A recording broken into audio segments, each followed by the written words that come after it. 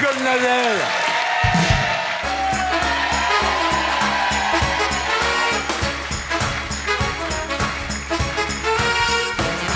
J'avais envie d'avoir mon petit succès. Et ben voilà, toujours un truc pour se faire remarquer. Exactement. Hein? C'est un métier, hein. Vous arrivez quoi cette semaine? Mercredi, à Marseille, il y la a de la neige. neige. Alors, quand il y a de la neige à Marseille, tout s'arrête. C'est compliqué. Ah ouais. C'est incroyable. Les gens, on a l'impression qu'ils ont peur, que je sais pas, qu'il y a une énorme météorite qui est tombée sur la ville. Silence radio, et puis alors surtout, on circule. Formidable. Ah ouais. Ah ouais. Évidemment, elle tient pas. Elle tient jamais. bah oui. Mais disons, Comme les tout ce qui est premières marseillais. secondes, les gens hurlent déjà, mais pourquoi il n'y a pas de chasse-neige? Ben, évidemment, il n'y en a pas. Il n'y en a pas parce que la neige, elle tient pas, connard. Et on commence avec les unes de la semaine.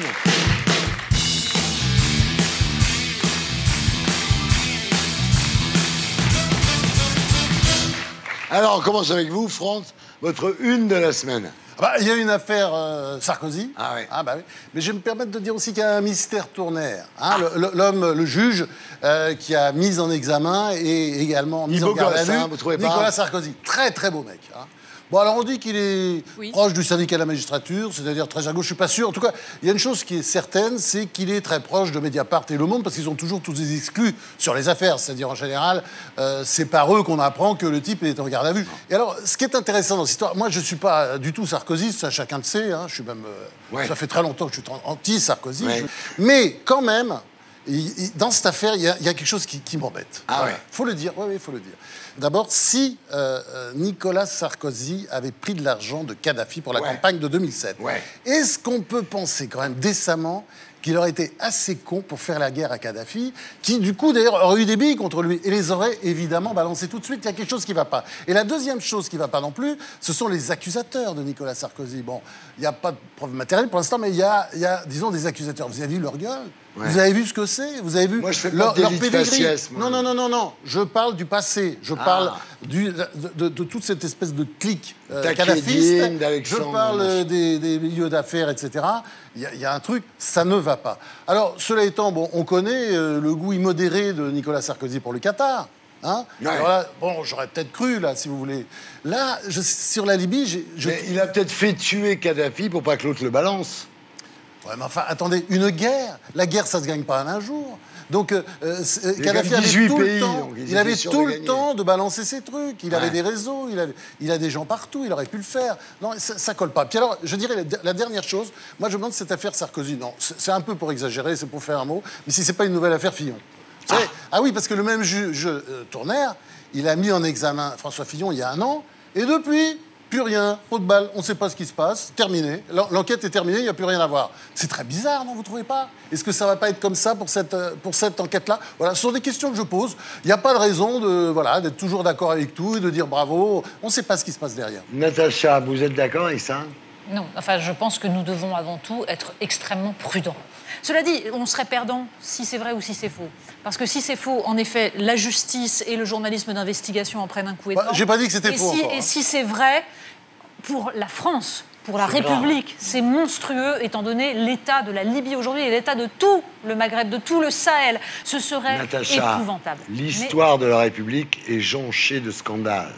À ce point-là, c'est très rare. Mais encore une fois, la seule certitude qu'on a, c'est que, quoi qu'il arrive, Nicolas Sarkozy fréquente des gens qui ne sont pas dignes de fréquenter l'Élysée. D'accord. Alors, William. Moi, je connais le juge Tournaire.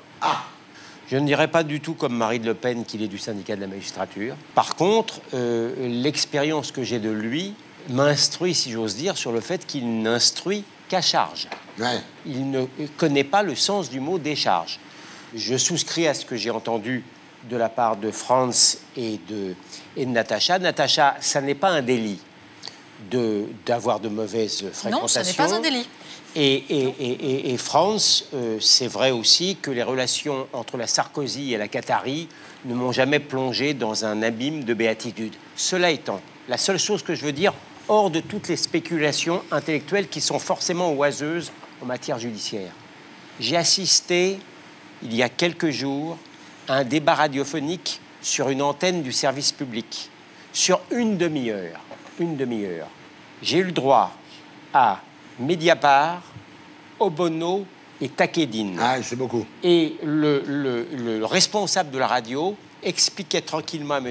Takedine, lui demandait alors maintenant que M. Sarkozy a été mis en examen, vous êtes satisfait? Comme si la mise en examen de Sarkozy signifiait ipso facto sa condamnation. Ça, je peux vous dire, en dehors de toute spéculation intellectuelle, ça m'écœure. On reparlera de Nicolas Sarkozy avec Éric Ciotti, qui est notre invité. Absatou, votre une de la semaine.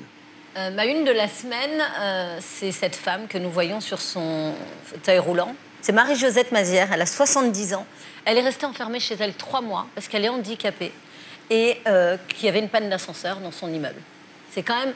Ma une, elle est un prétexte pour parler de la situation des handicapés en France aujourd'hui. On est en France et il y a encore des handicapés qui ne peuvent pas prendre le métro, qui ne peuvent pas se déplacer comme ils veulent. Dans les écoles, il y a des vrais problèmes aussi pour accueillir les enfants en situation de handicap. D'ailleurs, on parle des collèges, il y a seulement 40% des collèges qui sont aux normes. C'est absolument dramatique. Donc, l'histoire de cette femme qui a beaucoup interpellé, elle a d'ailleurs porté plainte parce que le bailleur se doit de lui permettre en tout cas de circuler comme elle le voudrait et de sortir de chez elle. Heureusement qu'il y a les infirmières et tous les voisins qui se mobilisent autour d'elle pour qu'elle ne soit pas complètement isolée. Le handicap isole déjà. Mais alors si en plus elle doit pâtir de cela pour ne pas pouvoir sortir de chez elle, c'est quand même un vrai problème. Donc tout ça pour vous dire que la situation des handicapés aujourd'hui est encore dramatique. Et je fais un petit coup de gueule sur tous les gens. Moi je suis maman, j'ai une poussette. C'est juste une poussette. Alors, j'ose même pas imaginer pour les gens handicapés. Quand j'essaye de traverser la rue et qu'il y a juste un type qui s'est cru tout permis, qui est garé à moitié sur le trottoir, à moitié sur le passage piéton et qui empêche la circulation, il ne se rend pas compte d'à quel point il rend la vie compliquée aux gens qui sont déjà dans une situation compliquée. Il y a quand même une bonne nouvelle cette semaine. À Paris a été inauguré le café, ça s'appelait le Café Joyeux. Oui, le Café Joyeux. Et en fait, où les employés sont essentiellement trisomiques et autistes. Et c'est quand même assez génial, ça fait changer le regard sur le handicap. Bah, c'est où? C'est à Paris. Ah ben on va y aller. Ouais, et il y en a un aussi en province, il y en a un à Grenoble, ça s'appelle l'Atypique. Et là, c'est un restaurant. Et les employés sont handicapés. Natacha, votre une de la semaine. Vous avez forcément entendu cette information. On rêve tous, on nous parle de ça dans les médias, la voiture autonome, la voiture sans conducteur. Et ben paf, premier accident avec une voiture autonome, une voiture Uber, qui a donc tué une piétonne. Alors, ce qui est intéressant, c'est que ça ne va évidemment pas arrêter la technologie des voitures sans conducteur. Là, pour l'instant, tous ceux qui expérimentent ça ont stoppé, ont expliqué que leur voiture ne roulait plus, ils n'assument plus. Mais en fait, on sait très bien que ça va repartir. Mais comme les avions, au début, il y avait des morts, sûr. puis maintenant, il y a des 747. Allez, En revanche, les premières voitures aussi. Ce qui est très intéressant et ce qu'il faut savoir, c'est que ça fait déjà des années que toutes ces grandes entreprises qui travaillent là-dessus, tous les GAFA, toutes les entreprises de la Silicon Valley, ont mis en place des recherches pour réfléchir à la question de savoir qui doit mourir dans un accident. Mais oui, c'est une question morale, parce que vous, quand vous êtes au volant et qu'un piéton surgit comme ça, vous ne réfléchissez même pas, c'est une question de réflexe. Mais quand la voiture est programmée, elle est programmée pour protéger le conducteur. Donc, elle choisit de sauver le conducteur. Et donc, on s'est posé des questions morales. Par exemple, si c'est un enfant qui traverse, faut-il sauver l'enfant ou le conducteur? Si vous avez un groupe de 5 personnes et là aussi un enfant.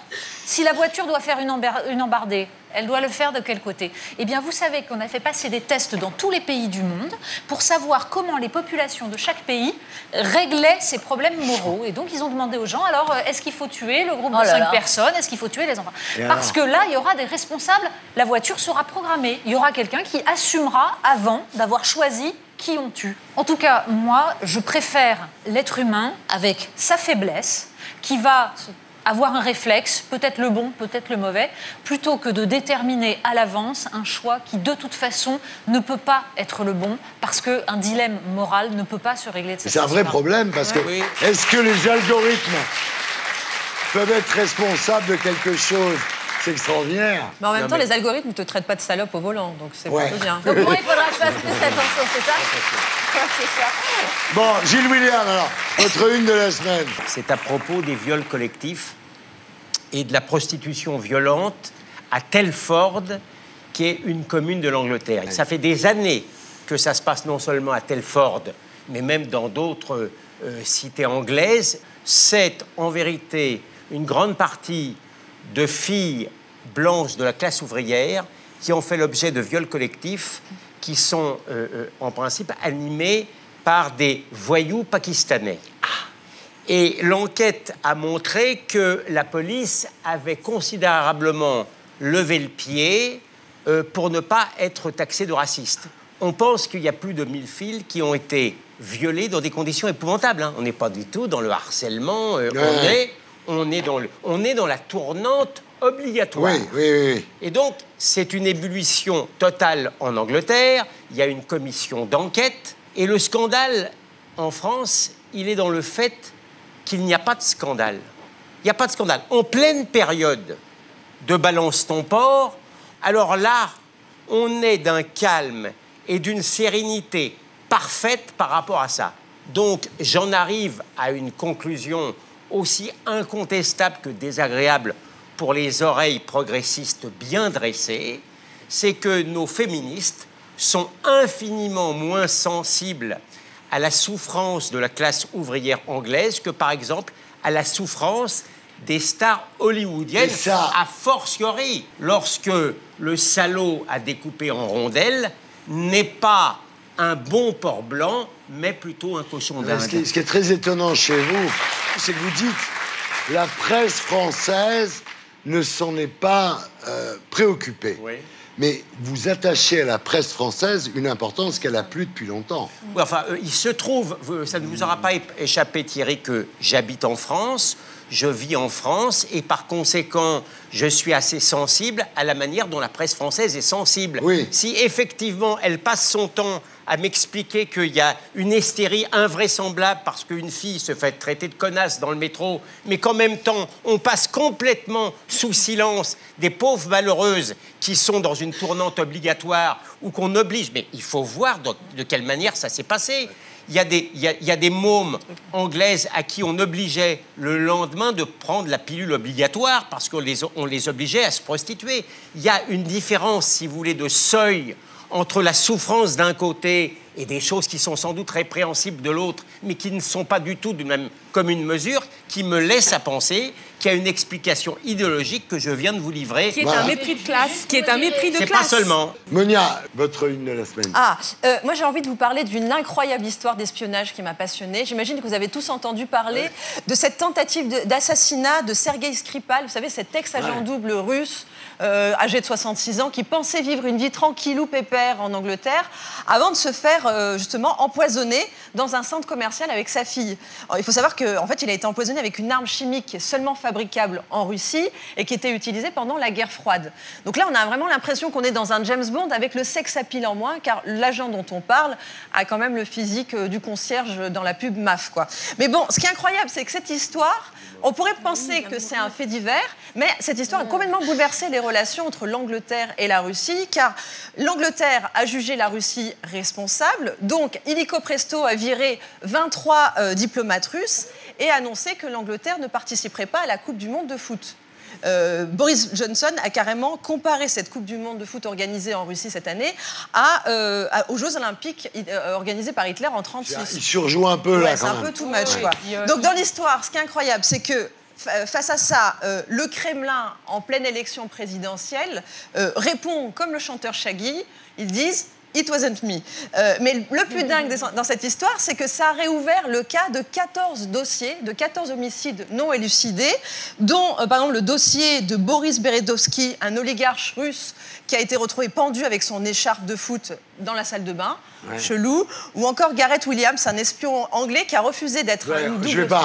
On va pas s'apitoyer sur le sort des espions non plus. Oui, oui. Non, mais en gros, ce que je veux dire, c'est que... C'est les risques du métier. Oui, mais il y a eu 14 cas quand même. Bah oui, et là, même la BBC a contacté tous les expatriés russes en Angleterre en leur disant les gars, on va vous donner des conseils de sécurité si vous faites empoisonner. Gaffe à ce qu'ils mangent. Juste pour terminer, donc en fait, ce qui est assez drôle, c'est que Poutine, là, aborde son 4e mandat dans une ambiance un peu post-guerre froide et de russophobie. Ce qui est fou, c'est que maintenant, les gros méchants dans le monde, c'est les Russes. Et moi, je trouve ça tant mieux parce que ça fera des vacances aux musulmans. Ça, c'est bien. Raquel Garrido, votre une de la semaine. Le printemps arrive toujours, les amis. Là, ne riez pas, soyez gentils. Il finit toujours par arriver le printemps.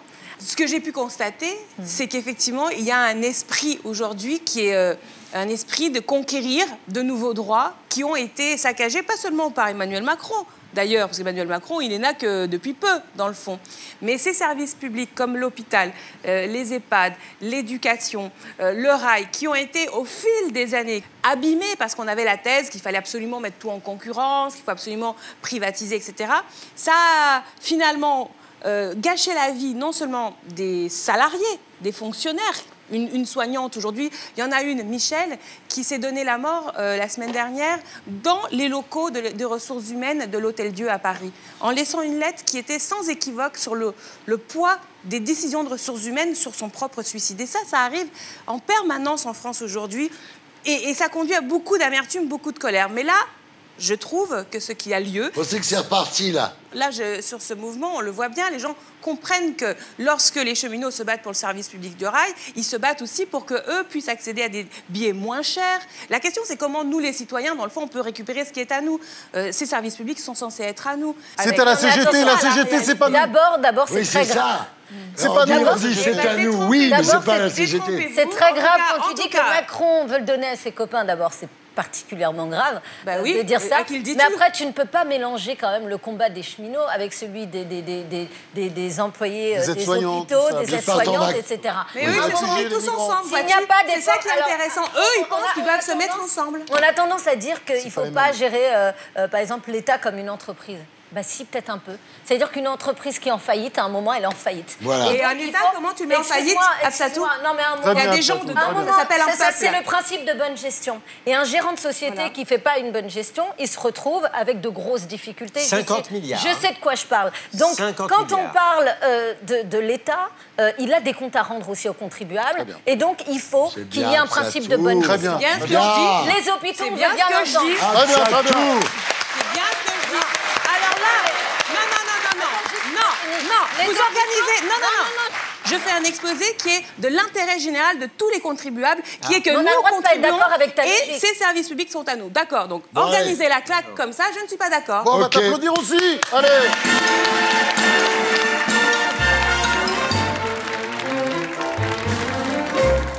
The cloud with his pants falling down, or the dance that's a dream of romance, or the scene where the villain is mean.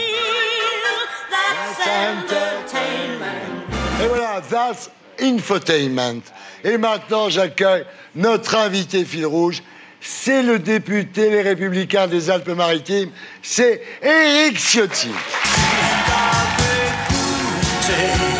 À Nice, les anges en plein été, avec tous ces anges à tes côtés, tu pourrais plus rêver. Ça va, Éric? Ça va et vous? Bienvenue parmi nous. Très bien. Alors, on va commencer avec un jeu pour ceux qui ne vous connaissent pas vraiment chez nos amis téléspectateurs. Ça s'appelle le bio-quiz de l'invité.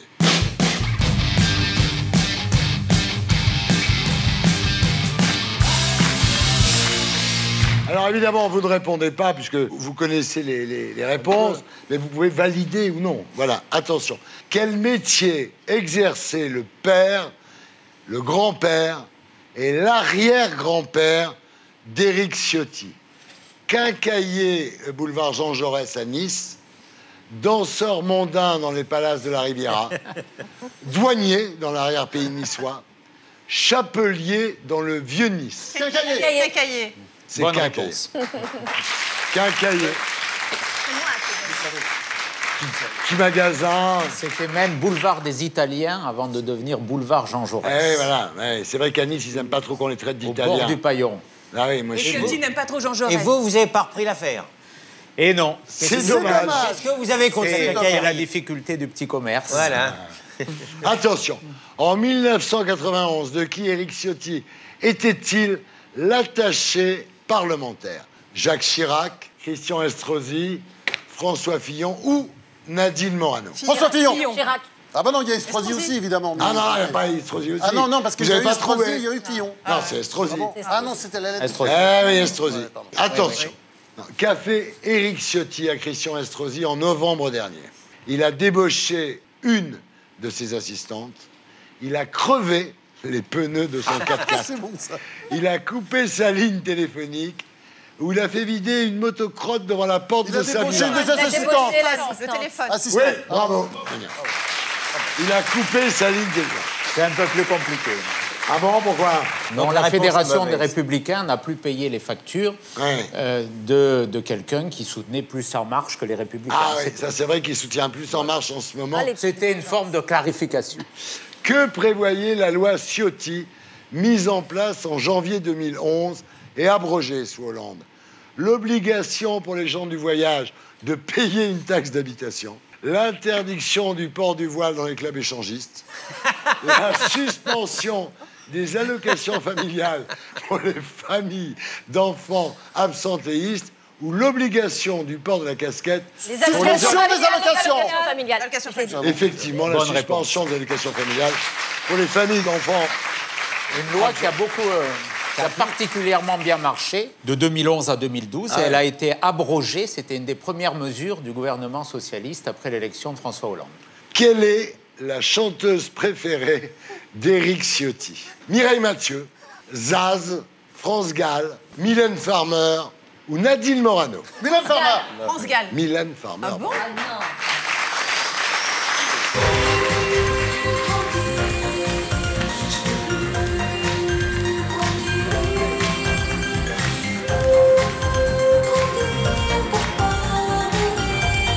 Il l'adore. Mais la question, c'est est-ce que vous dansez sur Mylène Farmer? Non, mais est-ce que vous êtes gay surtout? Ah oui, c'est vraiment la star.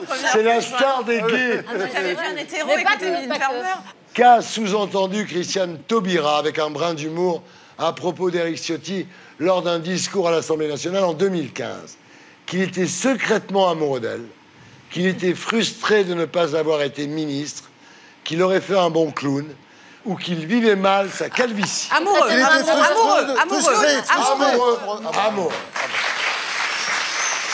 On regarde. Je me demande si, lorsque vous affirmez certaines choses, vous y croyez vraiment. Alors, si c'était du temps de ma fringante jeunesse, j'aurais supposé un sentiment contrarié. Mais cet hémicycle tout entier a déjà constaté à quel point je vous obsède dans toute votre expression publique, avec une constance qui appelle quand même l'admiration. Qu'est-ce qui se passe? Vous pensez qu'il y a... Je crois pas. Non. Même dans sa jeunesse. Oui, elle est pas de sentiment contrarié. Elle est brillante. Alors, qui a gagné le bio-quiz? C'est comme l'école des fans. Tout le monde a gagné, tout le monde a fait 2 points. Bravo.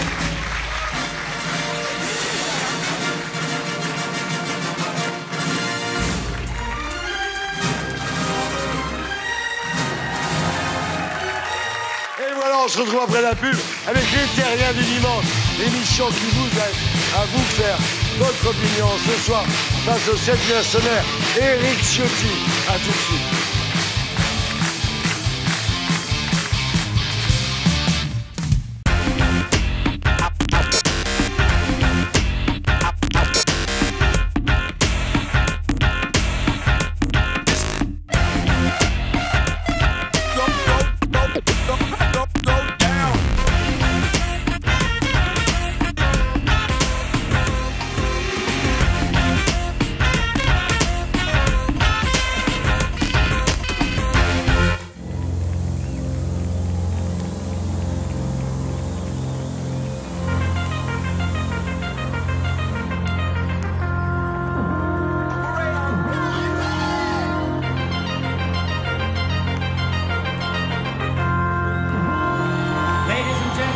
Salut les Terriens du dimanche. Bienvenue dans l'émission qui vous aide à vous faire votre opinion ce soir face aux 7 mercenaires Éric Ciotti avec Iron Girl, Natacha Polony. Pour détourner un avion, il faut être dedans, elle est là. Raquel Garrido. À l'âge où tu demandais un peu d'argent de poche à tes parents, elle avait déjà créé sa boîte Absatoussi. C'est la chroniqueuse la plus élégante de la télé, Cachemire Monia. Il est végétarien, mais il dévore les politiques. Franz-Olivier Gisbert, l'avocat qui se défend très bien lui-même, Gilles William Goldnader. Et notre invité fil rouge, son slogan, il est niçois, mais il n'est pas venu pour raconter des salades. Ça vous va? Pas mal. Alors là, tu t'es creusé, là. Alors, vous avez votre slogan. C'est pas le cas aussi, puisqu'on est niçois On est niçois tous les deux. Je raconte pas de salade, c'est connu aussi. Je me suis inspiré de moi. Alors, votre sampleur, maintenant. On va voir si vous aimez votre sampleur. On écoute. Si t'avais goûté à Nice, mais des anges en plein été, avec tous ces anges à tes côtés, tu ne pourrais plus rêver. Est-ce qu'il vous plaît? Ouais. Ouais. Dick Rivers, c'est vachement Dick bien. Rivers, Dick Rivers. le Frédéric Belvédé de la chanson. Dick Rivers. Qui est né dans le vieux Nice. Et ça vous plaît? Eh ben, c'est très bien. Voilà, l'émission s'appelle Les Terriens du dimanche. Le groupe Les Gréments de Fortune et le hashtag LTD. On commence avec notre invité fil rouge face aux 7 mercenaires. Hop.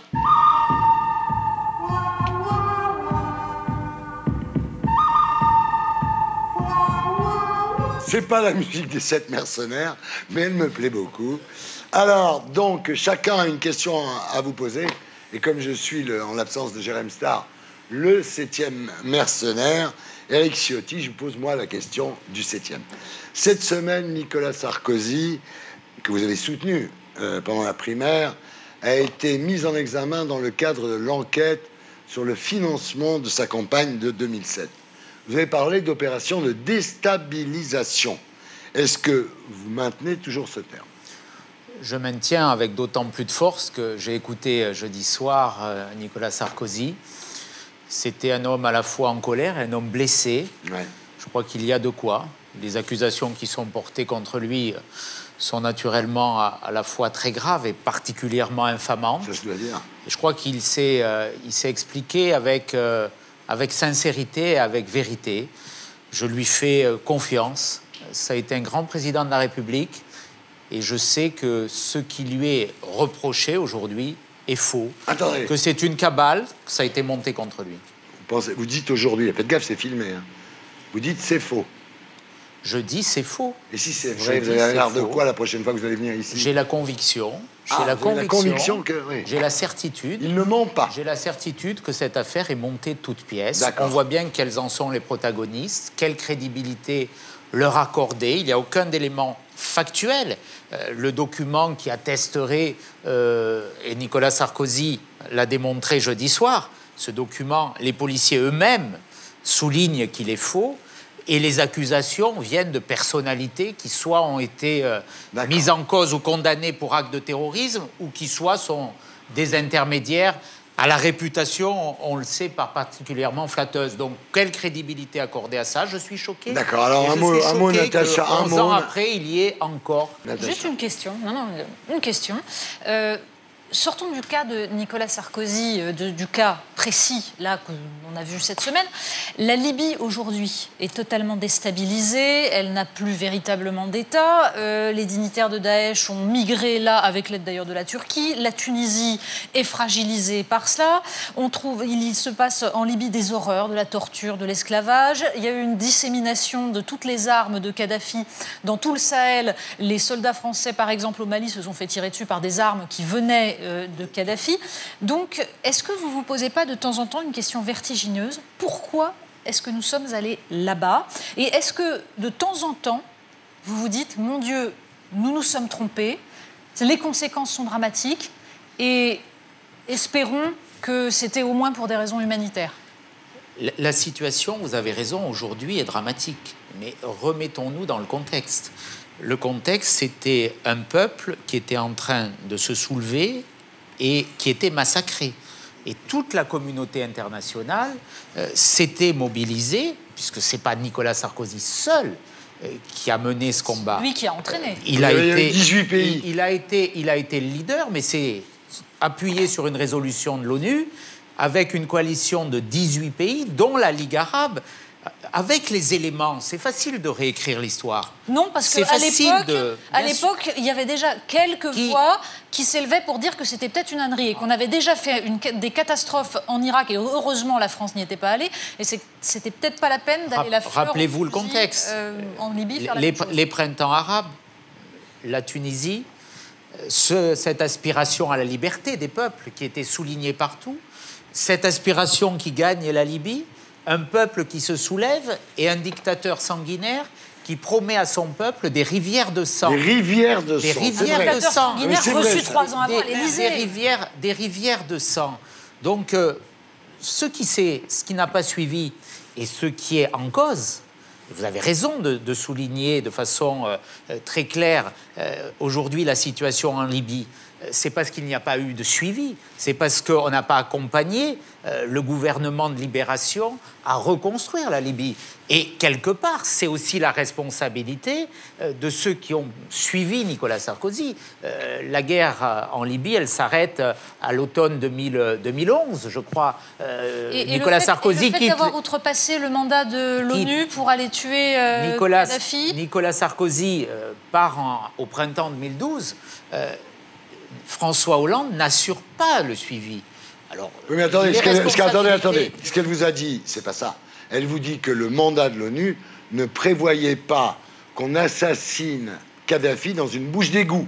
Moi, je crois que... C'est ça. Alors, qui a fait assassiner Kadhafi dans une bouche d'égout? Parce qu'il y a une différence entre, effectivement, aller rétablir la situation, ce qui n'a pas été fait, et assassiner Kadhafi dans une bouche d'égout. C'était une guerre. Moi, je pense que le mandat de l'ONU a été respecté. Après, on peut aujourd'hui... Pas sur la bouche d'égout. On peut aujourd'hui se poser plein de questions. Pas que pour la Libye. On peut se poser aussi les conditions d'intervention de la France en Syrie, où on a armé des pseudo-rebelles qui eux-mêmes ont armé l'État islamique. Donc, il y a plein de questions.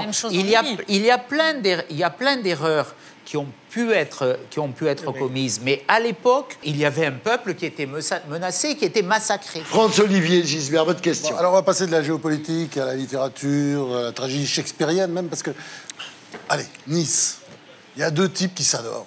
Hein, parce que vous vous êtes tant aimé, Christian Estrosi. Nous sommes tant aimés. Ah oui, c'était incroyable de vous voir il y a des années, bras dessous, toujours ensemble. D'une certaine manière, il vous a fait, parce que vous avez été son assistant parlementaire, enfin, voilà. Allez, regarde, on voit les images. Voilà, mais c'était juste du bonheur de vous voir. Bien. C'est beau l'amour, comme ça. Puis alors, brusquement, tout se pète la gueule. Qu'est-ce qui s'est passé? Alors moi, je voudrais savoir, est-ce que vous avez conscience du moment où ça a basculé? Parce que là, aujourd'hui, c'est affreux, c'est la guerre, non? C'est Christian Estrosi. Non, vous entendez la musique, c'est atroce, on a envie de chialer, là. C'est Christian Estrosi qui vous répond. Dans une interview qu'il a donnée au Parisien Magazine il y a 3 mois, je crois, où il dit « J'ai détesté l'ancien Christian Estrosi ». C'est lui-même. Il dit « J'ai détesté l'ancien Christian Estrosi ». Donc ça souligne qu'il a changé. Il a changé, c'est vrai. Sûr qu'il a changé. C'est vrai qu'on a eu un long parcours politique, un long parcours d'amitié aussi. Et puis, il y a eu des épisodes qui nous ont éloignés, puis des épisodes sur un plan peut-être personnel, mais, ah oui, mais surtout... C'est quoi, par exemple? Non. L'histoire de femmes Non, pas du tout. Pas du tout, mais il y a eu un moment où Christian Estrosi a mal vécu le fait que je puisse avoir une existence à l'Assemblée nationale. Bon, c'est peut-être un problème il a répondu, de rivalité qui s'est installée. Mais attendez, là, je vais être un peu plus précis. Je vais être un peu plus précis. À un moment donné, il y a eu, comment dire, c'était très violent entre Nicolas Sarkozy et Christian Estrosi. Et ce que j'ai entendu dire, c'est qu'à ce moment-là, Nicolas Sarkozy vous a utilisé un peu contre lui. Brusquement, vous êtes monté en grade, on vous voyait beaucoup à l'Élysée, juste pour l'emmerder. Et je pense qu'il vous avait peut-être voulu, même si je n'ai jamais entendu le dire, il vous avait peut-être voulu de jouer ce jeu de Sarkozy contre lui. Je sais pas, mais il y a eu peut-être cette rivalité qui s'est installée. Enfin, c'est encore Sarkozy qui vous a foutu dans la merde tous les deux. Non, je crois pas. La présidentielle, Christian Estrosi reçoit Emmanuel Macron avant le premier tour. C'est un terrible coup de poignard dans le dos à François Fillon. Oui. Et c'est la volonté de soutenir très clairement, avant le premier tour, de donner un coup de pouce à Macron. Donc la rupture idéologique, elle date de là et elle n'a cessé de se creuser. Puis il y a les élections législatives où Christian Estrosi a tout fait pour me faire battre à Nice, avec des moyens considérables. Alors les amitiés, ça se reconstruit. Est-ce que vous voyez aller un jour, par exemple, je sais pas, dans le Vieux-Nice, dans un machin, vous allez prendre une bonne soca, repartir bras dessus, bras dessous? On l'a fait souvent. Ouais. On l'a fait souvent. C'est plus compliqué aujourd'hui parce que... c'est vraiment, vous allez devenir maire à sa place, c'est ça? Vous êtes parti en guerre contre lui? C'est ça va comme ça? J'aime ma ville, je veux la servir. Ah ouais, donc vous êtes parti en guerre? Aujourd'hui, beaucoup de Niçois ne comprennent plus de choses chez lui. Ah oui, c'est énorme, ça. Pourquoi il a, quelque part, trahi la parole qu'il avait donnée aux électeurs. Parce que c'est une forme de trahison de sa famille politique. Et puis, beaucoup sont inquiets aussi sur une espèce de dérive financière. Cette semaine, Christian Estrosi a augmenté les impôts de façon très importante à Nice. Il est en campagne, Ciotti. Il est en campagne. 13% sur la taxe foncière pour les propriétaires. Oh là là. C'est atroce, c'est atroce, c'est atroce. 60% sur la taxe d'habitation. Non, ça fait beaucoup. Voilà, ça fait des sujets. Oh non, oui. on a compris, je vais vous présenter contre lui à la mairie de Nice. Non, j'ai pas dit ça. C'est un scoop. C'est un scoop. J'ai pas dit ça, Thierry. Gilles-William Goldnadel, alors votre question, Éric Ciotti. Moi, je voudrais parler avec Éric Ciotti de quelque chose qui m'irrite, je le dis franchement, et je voudrais savoir s'il partage mon irritation.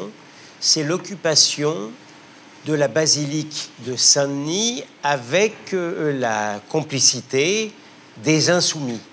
Alors déjà, en soi, je vous avoue que occuper la demeure des rois de France, ça a une tendance déjà à ne pas me plonger dans un abîme de béatitude. Qu'est-ce qu'il est bien, ce Goldnadel. Mais je ne dis pas seulement pour flatter le monarchiste que tu es. Non, pour flatter le Français que vous êtes. Oui, mais il y a quelque chose qui mérite encore plus, c'est l'attitude de M. Mélenchon. L'attitude de M. Mélenchon, c'est d'expliquer à la fois que les identitaires qui ont occupé un chantier d'une mosquée à Poitiers, ce sont des violents, et de soutenir les migrants et M. Coquerel, pour ne pas le citer, qui occupent la basilique de Saint-Denis. Alors, est-ce que ce double standard vous irrite autant qu'il m'irrite? Il m'a irrité, je l'ai dit d'ailleurs.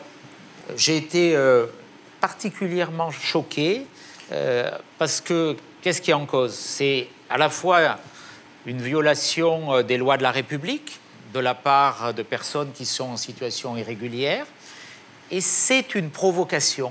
C'est une provocation naturellement volontaire par rapport à cette histoire. Donc je l'ai dit, je l'ai fait sur Facebook d'ailleurs, et ça a suscité énormément de réactions, soulignant que nos concitoyens ont été très sensibles. On en a très peu parlé, mais pour moi c'est une affaire extrêmement grave. En 1793, les sépultures des rois de France ont été spoliées, on a vu des scènes absolument incroyables où ils ont pris les restes des rois, ils sont rentrés à Paris en se recouvrant. Les Insoumis de 1793 avaient déjà fait la même chose. Alors là, Thierry, deux choses l'une. Soit il y a encore des restes et des morts, et dans ce cas, c'est effectivement une profanation, ou alors, soit... effectivement, les corps ont été jetés à la fosse commune en 1793 et il n'y a plus rien à profaner. Sauf qu'on a annulé la messe.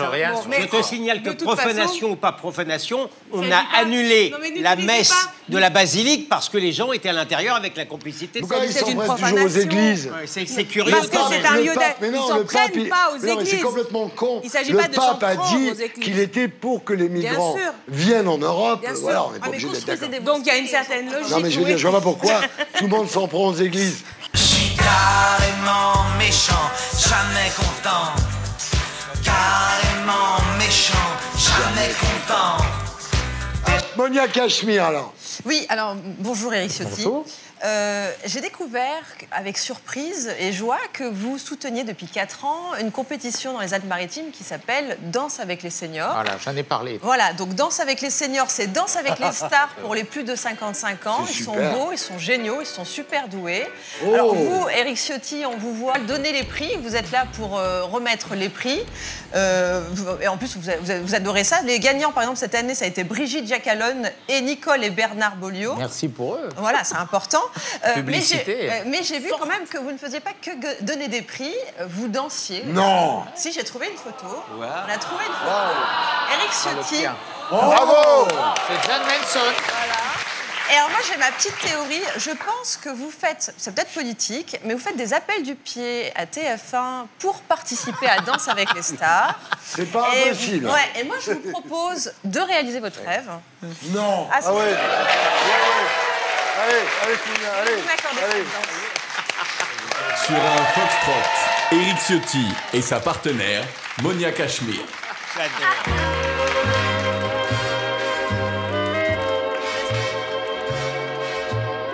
Oh non!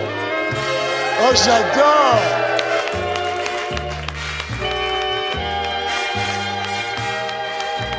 Oh!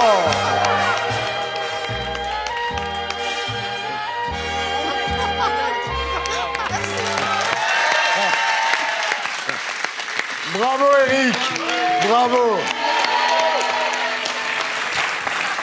C'est formidable. Votre question, Raquel?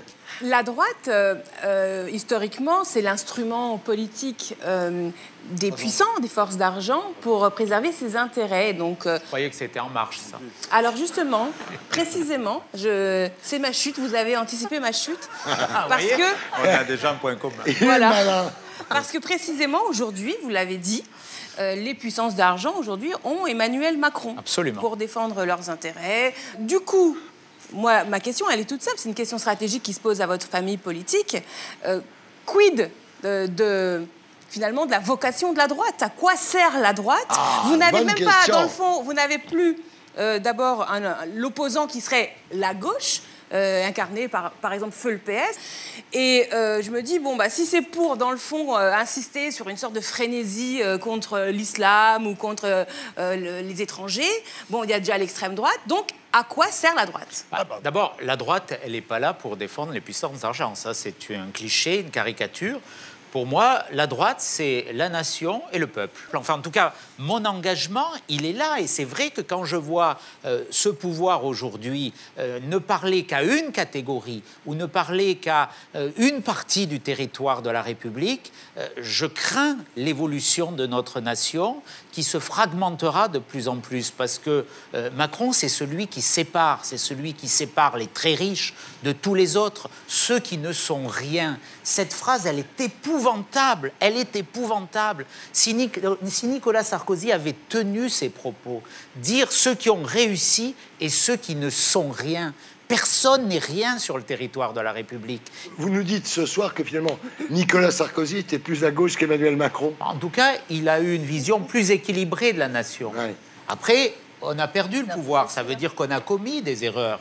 Oui. Et aujourd'hui, bien sûr que notre famille politique, elle doit se reconstruire. On a failli mourir au printemps dernier. Ça commence à aller mieux autour de Laurent Wauquiez, parce qu'on a eu des élections, parce qu'on a un groupe parlementaire de 100 députés à l'Assemblée nationale qui tient la route, qui est cohérent. Ça ne veut pas dire que la victoire est certaine et est au bout. Mais en tout cas, au mois de juin, on disait quand est-ce qu'ils vont mourir.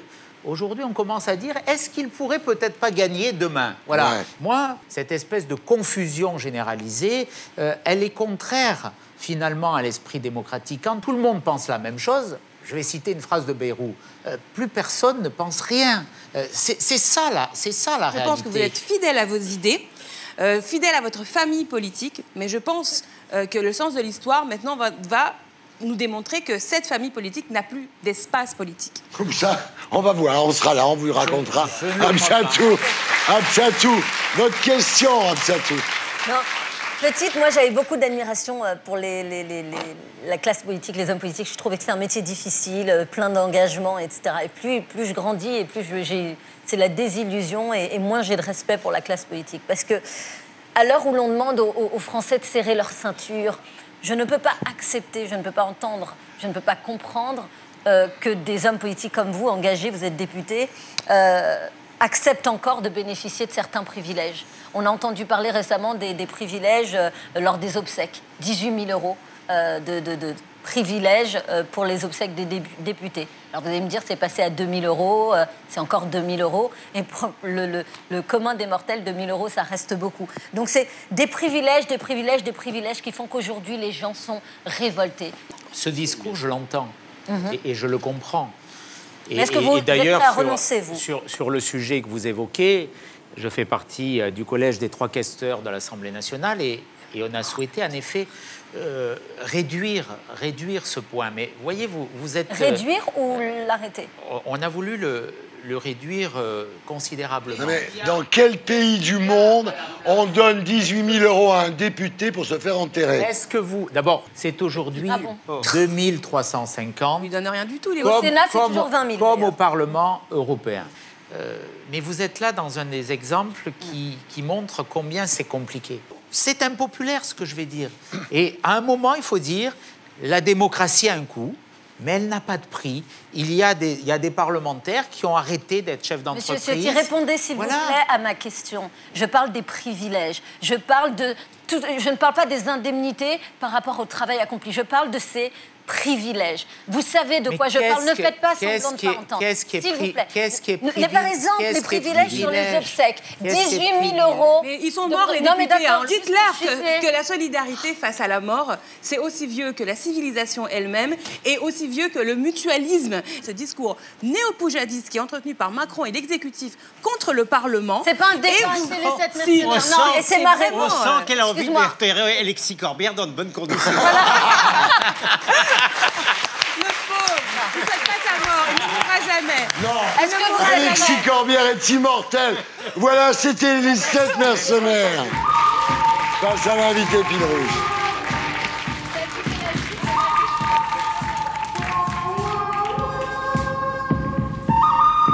Et maintenant, les fausses infos qui sont plus vraies que les vraies.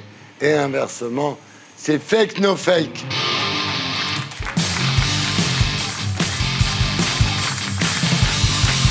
Alors les chroniqueurs vont-ils battre la prod? Le sujet de ce soir, est-il possible de trouver l'amour en reniflant des sacs? Bah ouais. On regarde. Des sacs de congélation pour conserver votre odeur corporelle et rencontrer l'âme sœur. C'est l'idée folle du moment. Ces soirées phéromones et leurs règles farfelues pour choisir un conjoint à son goût. Chaque candidat inscrit doit porter pendant 3 jours le même t-shirt pour l'imprégner de son odeur. Il doit ensuite le déposer dans un sac de congélation pour conserver l'odeur de ses phéromones. Vous savez, ces fameuses substances chimiques émises par le corps. Donc le but de nos soirées phéromones, c'est de provoquer ce coup de foudre olfactif. C'est de revenir en fait à notre instinct primaire. Les sacs de congélation qu'on utilise sont absolument parfaits pour conserver les odeurs corporelles. Ils sont donc numérotés et classés en fonction du sexe de nos candidats. Mais un t-shirt sale peut-il vraiment être la garantie d'une relation qui dure? Pour certains, le pari est réussi. Ouais, ça fait 7 mois qu'on a participé à cette soirée. Et tout de suite, j'ai eu un coup de foudre olfactif. Dès que j'ai senti son odeur, c'était assez exceptionnel. Et on a voulu garder, du coup, ce moment figé dans le temps. Donc on a gardé les sacs de congélation qui ont permis de garder notre odeur intacte. Et pour moi, le fait de renifler des vêtements, moi je trouve ça super excitant. Et le fait de porter 3 jours le même vêtement sans parfum ni déo, moi je trouve ça naturel. Alors si vous cherchez l'amour, dépêchez-vous, une pochette surprise vous attend peut-être quelque part. Voilà, est-il possible de trouver l'amour en reniflant des sacs? Natacha, vous êtes toujours la première à qui je demande. Dans ces cas-là, et puis vous adorez ça en plus. Proverbiale. Monia a une odeur absolument délicieuse et je suis en train de chavirer. Moi, je pourrais chavirer pour Natacha. Ouais. Bon, les histoires de phéromones génèrent toutes sortes d'idées débiles, donc je dirais oui. Vous dites qu'il est possible de trouver l'amour en reniflant des sacs. Je dis qu'il y en a qui ont dû essayer. Monia. Moi, je sais que c'est absolument vrai parce que j'ai participé à une phéromone party. Ah ouais? Et ouais. Franz? Moi, je crois que c'est vrai, parce que tous ceux qui ont connu l'amour, le grand amour, l'amour fou, ils repartaient en général avec le t-shirt. C'est le doudou. C'est le voilà, doudou. et on dort avec. C'est tout. C'est vrai. Je sais que c'est vrai, et qu'en plus, on peut ne pas aimer quelqu'un qui physiquement nous correspond, mais simplement parce que l'odeur n'est pas compatible. Donc je suis absolument certaine que c'est vrai. Vous voyez l'unanimité, je crois au sentiment olfactif, je crois à l'aversion olfactive, donc j'y crois dur comme fer. Moi, je pense que c'est faux, et j'ai même lu quelque part que la vérité était ailleurs, c'est qu'on pouvait tomber amoureux en reniflant des bourses.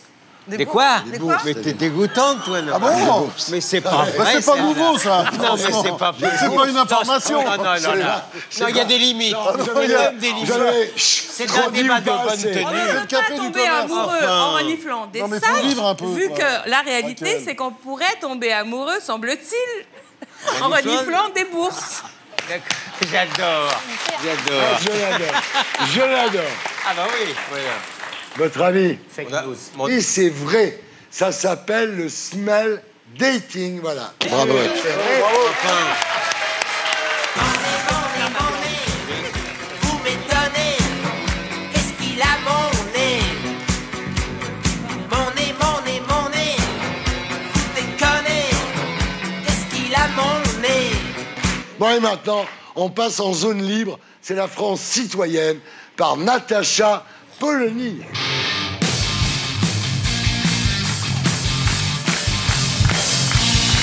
Alors les Français sont de plus en plus méfiants à l'idée de manger du porc. Les charcuteries ferment, les filières peinent à recruter. Alors Natacha, est-ce que l'avenir de nos charcutiers sent le pâté? Alors que moi, j'allais vous parler de patrimoine. Ouais. Chef-d'œuvre du patrimoine français. L'andouillette. Ah, l'andouillette. L'andouille de Guéméné, l'andouille de Vire. Oui. Oh. Tout simplement des rillettes. Mais c'est fabuleux. Oh. Un pied de porc truffé. Oh. Un pâté en croûte, je vous en ai Assez. apporté. Ah, non, je peux pas, là. Ne parlez pas de charcuterie devant Golnadel. Viens, on s'en va. C'est raciste. Ah non. Oui. Alors, cette semaine, le jambon beurre a été détrôné par le burger. C'est-à-dire que les Français, maintenant, mangent plus de burgers que de jambon beurre. Bon, cela dit, les jambons beurre... Tu remplaces la général, merde par la merde, de toute façon. Non, il y a de très bons burgers. Non, il y a les jambons beurre que mangent les Français sont de plus en plus faits à base de jambon sous plastique, alors que imaginez un jambon à l'os. Avec une baguette croustillante. Voilà. Bref, il y a un patrimoine à défendre. Alors, je vais vous emmener d'abord dans une de nos grandes régions charcutières. La Bretagne, c'est une des grandes régions. Alors, hélas, les élevages de porc en Bretagne ne sont pas admirables. Faut voir ça, hein. En revanche, la tradition charcutière bretonne est magnifique. On va aller rencontrer Jean-Jacques Cézé et son équipe. Et vous allez voir donc l'éloge du charcutier traiteur. Et voilà. C'est beau.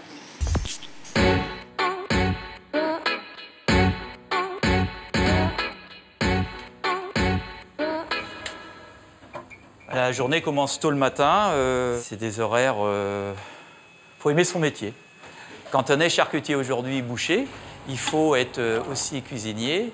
C'est pour ça que nous, on a baptisé notre métier plutôt boucher, charcutier, traiteur. Je pense que comment un boucher, maintenant, qui fait que de la boucherie, ne peut pas vivre de son métier. Ah, j'adore faire la charcuterie. Là, je suis en train de préparer un pâté à l'ail.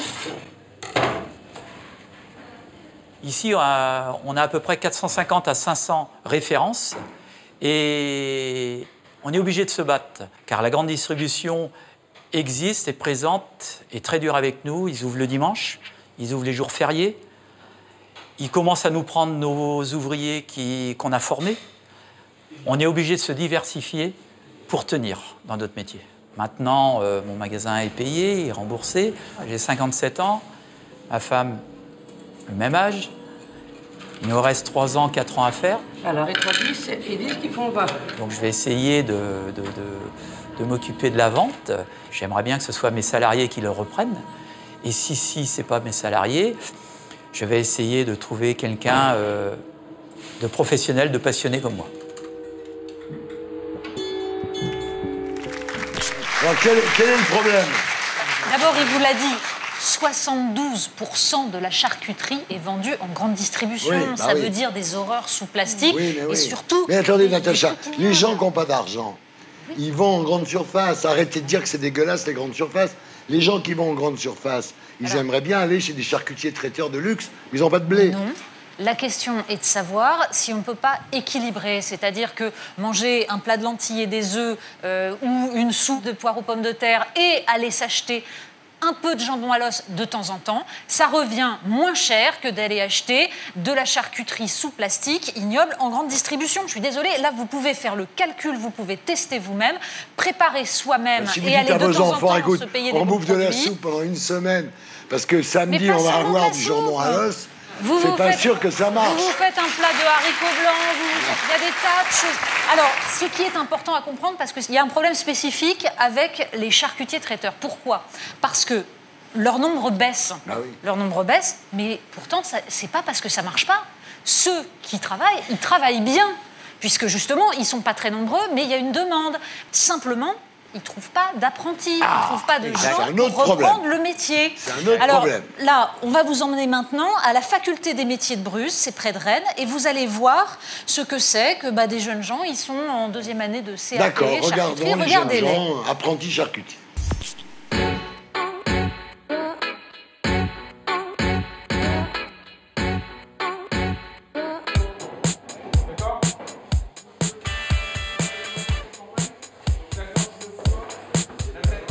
Aujourd'hui, donc ils sont 11 apprentis, on a l'impression qu'ils sont beaucoup, mais en fait on a du mal à recruter dans cette filière. La rentrée dernière, on a failli ne pas ouvrir la section parce qu'il nous manquait des jeunes. Et on a fait une journée porte ouverte récemment sur Kerlan où on a eu un jeune pour l'an prochain. Donc c'est très inquiétant. Alors que dans d'autres métiers, on remplit toutes les sections, mais l'image aujourd'hui de la charcuterie est telle qu'il y a peu de jeunes qui veulent faire ce métier. On enlève bien le cartilage au niveau des oreilles, ok, la pupille de l'œil, et vous mettez tout sur un plateau comme ceci, on va mettre à refroidir, et ça servira pour la fabrication du pâté de campagne, ok? Dans l'imaginaire, le charcutier, c'est voilà, c'est son pâté, sa saucisse, son boudin, le tablier, des traces de sang dessus, voilà, bon. Eh ben non, c'est pas ça, hein. Maintenant, c'est tout un panel de fabrication. Vous pesez le lait, 400 grammes de lait, chinoisé. Ok, Olivier? Il y a moins de jeunes maintenant qui aiment faire charcutier. Je pense qu'ils savent pas vraiment ce que c'est le métier, mais l'image qu'on donne, par exemple aux informations, qu'on voit les trucs, la charcuterie cancéreuse ou les trucs comme ça, c'est grossi en fait. La charcuterie cancérogène. Une surconsommation de charcuterie et de viande rouge favoriserait certains cancers. La consommation donc de charcuterie et de viande rouge serait cancérigène selon l'OMS. Venez voir ce qu'on fait nous et vous verrez ce que c'est le vrai métier de la charcuterie. D'accord. Et on finira par le jus de cuisson. Bien mélangé, vas-y. Moi, dans 10 ans, j'aimerais bien monter ma boutique. Donner un coup de jeune à ce métier, quoi. Et enlever cette vieille image du pâté grand-mère, voilà, juste du pâté. Vraiment donner un coup de peps au métier. Parce que l'apprentissage, on dit voie de garage. Si on n'a plus de jeunes, ça va s'éteindre. Si tous nos charcutiers de 50, 55, 60 ans ferment leur boutique et que c'est pas repris, le problème, voilà, ce sera de la charcuterie industrielle. Et voilà, donc, Jean-Pierre Pernaut, si tu nous regardes, il y a encore des vrais charcutiers en France, des fabricants de sabots. Dans les filières professionnelles, ça recrute et vous avez un métier quand vous allez dans les filières industrielles et dans les filières de métiers de bouche. Et pourtant, ce qu'on est en train de pousser en France, ce sont les filières tertiaires parce que très souvent, c'est mieux de dire qu'on bosse dans Natacha un a bureau raison parce que dans les Alors, filières... allez trouver du boulot, il y a de l'emploi, c'est des beaux métiers. Natacha a raison. Éric Ciotti, vous avez mis la main à la pâte puisque vous avez soutenu Frédéric Roy, un boulanger niçois qui veut créer une appellation tradition pour les viennoiseries. Donc vous aussi, vous êtes dans un artisanat de qualité. D'abord, je veux dire que j'aime la viande, que je mange de la viande, que j'aime la charcuterie, qu'il y a quand même des plaisirs dans la vie dont il ne faut pas se priver. Et je crois qu'on a la nécessité aussi de valoriser ces traditions, cette histoire, ce savoir-faire, l'artisanat, le commerce. Ça a une histoire, ça a une fonction sociale aussi. En cœur de ville, les villes où il n'y a plus de commerce, où il n'y a plus d'artisans, ce sont des cœurs de ville qui se paupérisent, qui se fragilisent.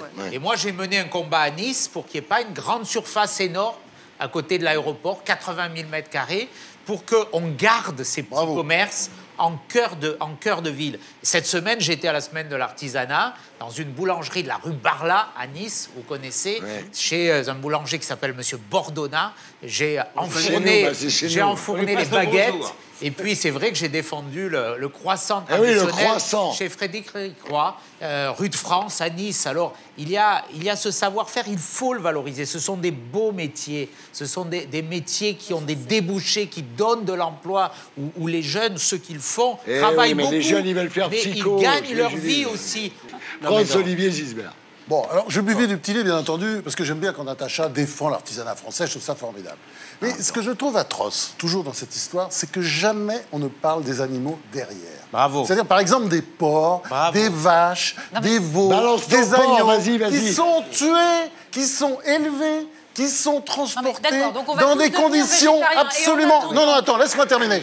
Qui sont tués dans des conditions absolument ignobles. Hein? Là, c'est des bonnes bidoches, comme ça, on la voit, elle est très bien. D'où ça vient? Comment ces bêtes ont été élevées? Un cochon, par exemple. Non. Un cochon, le gros problème du cochon, c'est quoi? C'est un des animaux les plus intelligents. Laisse-moi terminer. Laisse-moi terminer. Le cochon est l'un des animaux les plus intelligents de la planète. Parmi les 10 plus intelligents. Beaucoup plus intelligent que le chat, que le chien et tous les animaux de compagnie. D'ailleurs, il est propre. Un cochon a été élu président des États-Unis. Vous avez vu? Oui, absolument. Et vous avez vu, absolument. Et vous avez vu comment ils sont élevés. Hein? Ces truies qui passent leur temps à faire des petits, qui peuvent même pas se retourner, qui sont dans une cage. C'est ça, cette bidoche qu'on voit. Non, c'est pas celle-là. Non, non, ça n'est pas vrai. Le cochon, ça n'est pas vrai. Le cochon est tellement proche de nous qu'il a les mêmes maladies. Laisse-moi terminer. Laisse-moi terminer. Le cochon, il a les mêmes maladies que nous. Il a le stress. Non, non, mais c'est vrai. Il a le stress comme les humains. Il a des attaques cardiaques. Il est comme nous. Jeter l'opprobre sur les artisans, sur les petits... Je peux terminer. Sur les petits éleveurs, surtout les petits, c'est renforcer encore toute la filière industrielle qui, elle, traite les animaux de façon absolument abjecte. Monia, maintenant, les cochons. Non, mais moi, je vais vous surprendre. Balance ton porc, Monia. J'ai financé mes études en faisant des paupiettes dans une boucherie. Je me réveillais à 3h du matin. Pas de quoi t'en vanter. Mais non, mais j'ai... Non, mais elle a financé ses études. Et maintenant, bien sûr que je vais me vanter de ça. Et je voulais juste dire que le jambon, c'est comme les règles à la télé. Les vraies règles, c'est rouge et pas bleu. Et le vrai jambon, c'est gris, mais pas rose. Voilà. Très bien. Alors, Éric Ciotti, trop de lois et pas assez de moyens. La justice française est-elle en train de s'effondrer? Réponse après la pub, dans la deuxième partie de Carrière du Dimanche, l'émission qui vous aide à vous faire votre opinion. À tout de suite.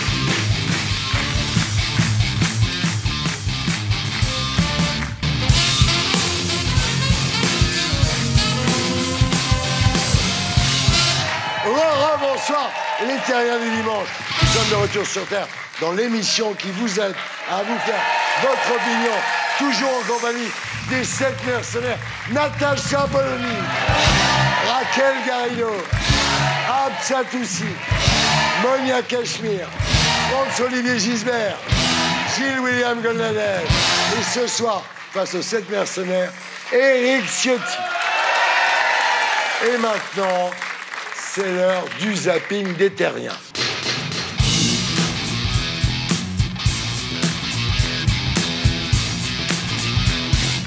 Alors, chaque semaine, les terriens vont vous proposer un tour du monde en images, les images les plus ovniesques. Le principe, on vous montre une vidéo et vous réagissez après. On regarde.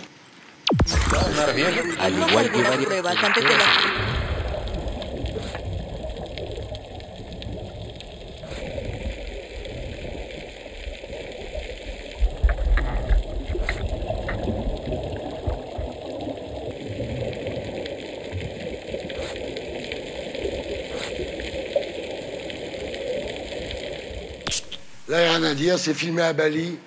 C'est consternant. Qui en 1974 était un paradis, je peux vous le dire. Et aujourd'hui... Là, c'est l'humanité qui se suicide. Voilà. Et puis, c'est quand même un problème qui nous concerne tous, parce que quand on voit, ça c'est le problème du tri sélectif, des types qui jettent des dizaines de bouteilles qui mettent au milieu des ordures ménagères, mais c'est honteux. Vous regardez l'incivilité sur cette question-là est juste atroce. Éric, vous êtes concerné par ça, parce que en tant que futur maire de Nice, Merci. Christian Estrosi va lui donner du fil à retordre. Oui, mais on a eu Castaner qui est le prochain maire de Marseille. Ah oui, Ça veut dire que le prochain président de Nice. Le plastique, c'est pas toujours fantastique. Non.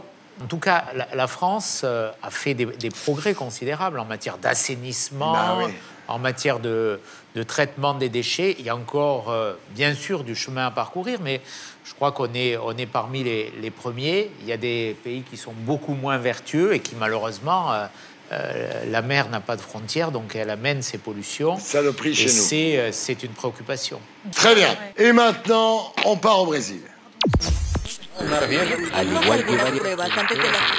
está falando agora sobre o sexo e a Bíblia.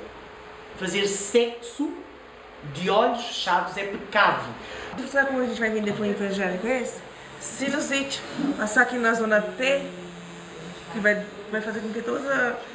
Quando está atacada a sinusite, saia tudinho.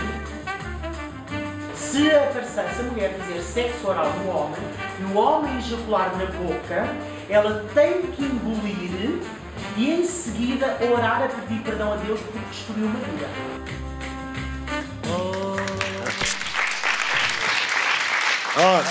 La script est mort de rire. Ouais. Non, c'est vrai, il faut avaler. Mais c'est le grand problème du Brésil. Le Brésil est devenu un pays... Enfin, pas encore, parce que les évangélistes, je crois, sont à 25% de la population aujourd'hui. Et ils ont trouvé, les évangélistes, pour avancer encore un peu plus, un truc genre halal, c'est-à-dire ils tamponnent, ils disent, voilà, ce produit-là, prenez-le, c'est formidable, c'est tamponné évangéliste. Et ça va évidemment jusqu'au sextoy. Éric Ciotti, je ne vais pas vous demander, Éric Ciotti, si Sucé s'est trompé, mais...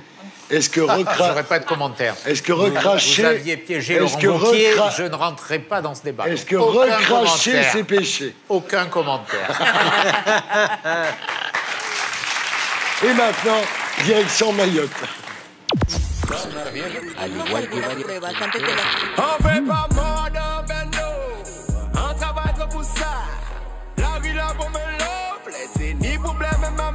Nous, on est venus en France. On n'est pas venus à Mayotte.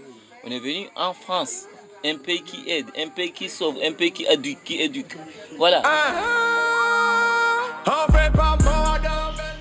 En Mayotte, gros problème, évidemment. Parce qu'il y a un truc que j'ai jamais compris, moi, sur Mayotte. C'est quand on a fait le référendum sur les Comores, on a fait voter chaque île séparément. C'est comme si en France, on faisait voter la Corse, le Pays Basque, la Bretagne, etc.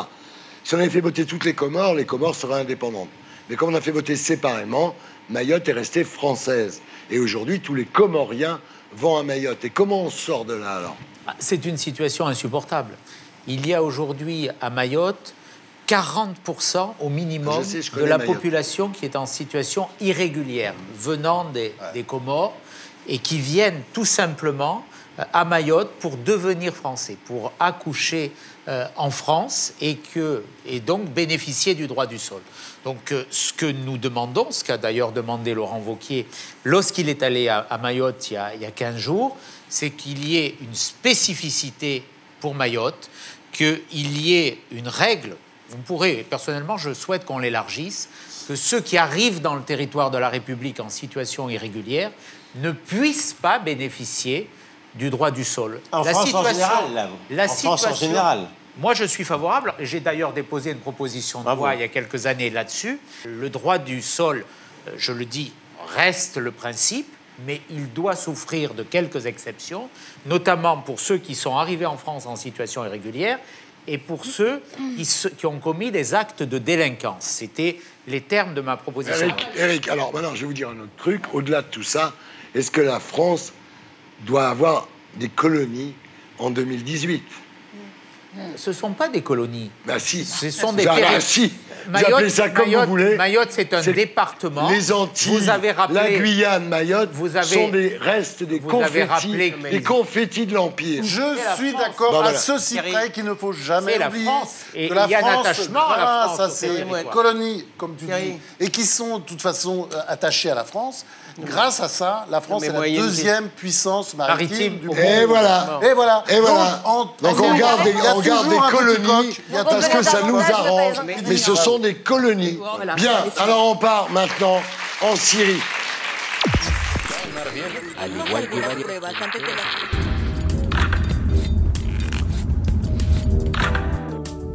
أين الشعبية؟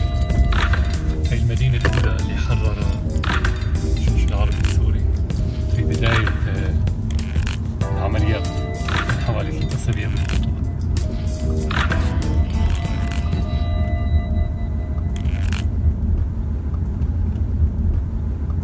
Bachar al-Assad qui conduit sa voiture à la Ghouta. C'est une image absolument dégueulasse. Là, on voit le dictateur, l'assassin de masse, content, fier de lui, etc. Mais là, c'est le problème un peu des médias français. C'est-à-dire, les médias français, il y a un truc qu'ils ont complètement oublié dans cette affaire. Peut-être parce que Macron n'est pas net sur les Kurdes, parce qu'il faut le dire aussi. On a un président qui laisse faire un peu Erdogan comme il veut, le Turc, là, qui veut massacrer, génocider tous les Kurdes. J'aimerais aussi voir des images d'Erdogan. Parce que ce qui se passe aujourd'hui à Afrin et peut-être demain dans le Rojava, parce qu'il a un projet, il l'a dit plusieurs fois, il veut en finir, il veut les tuer tous. Ben ça, les médias français n'en parlent pas. N'en parlent pas. Et je dirais, les politiciens français, ça je le dis aussi là, ici, Eric Ciotti, c'est honteux. C'est la honte. Et heureusement qu'il y a 2 personnes qui sauvent l'honneur de la gauche là-dessus. Il y a eu François Hollande qui a eu des propos très forts. Et il y a aussi, depuis le début, Jean-Luc Mélenchon. Il faut le dire, franchement, c'est quelqu'un là qui résiste et qui tient et qui se bat. Il y a eu François Fillon. Moi, je suis allé à Erbil avec François Fillon après l'invasion de Karakoche, après cet exode aussi des chrétiens qui étaient chassés par l'État islamique. Et c'était les Kurdes qui combattaient. C'était les Peshmerga.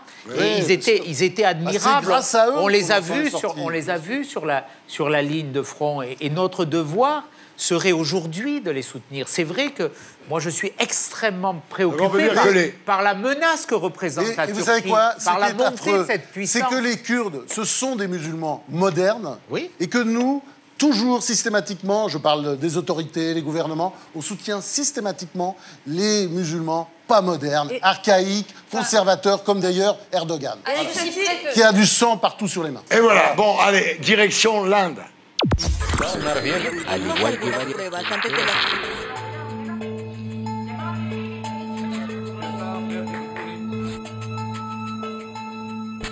Since the age of 12, he's been worshipped as the reincarnation of a Hindu god by the local villagers. People visit him every day to be blessed and approach him in public.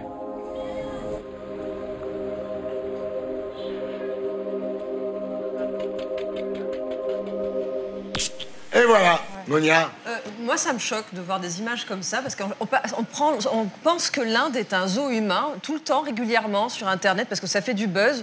On voit un enfant indien qui fume une cigarette, un vieux indien qui a des bras en bois, ou bien un indien qui a 192 dents. L'Inde n'est pas un freak show, et qu'on arrête de cliquer et de donner de l'importance à ce genre de conneries, parce qu'on souvient cette perversion. Je pense qu'après ça, personne ne peut rien dire. Voilà. Sous peine de passer pour un connard. Donc. Ça me tente un peu. Oui, moi aussi. Et maintenant, en route vers les États-Unis.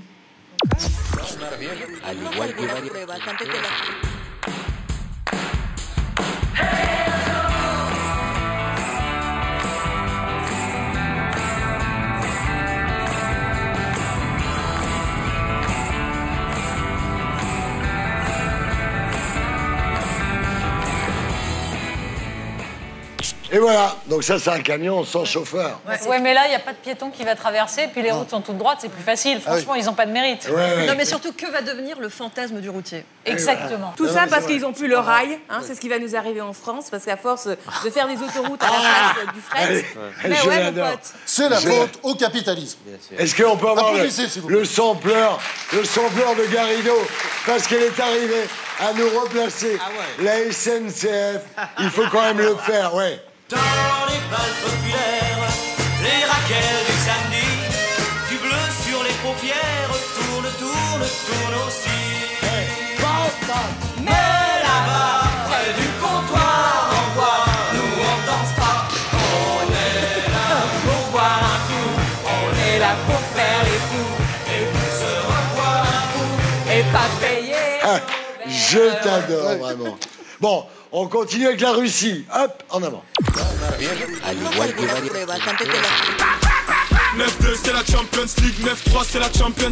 Al igual que varias mascotas predictoras en los últimos años, debió elegir entre 2 cuencos con comida.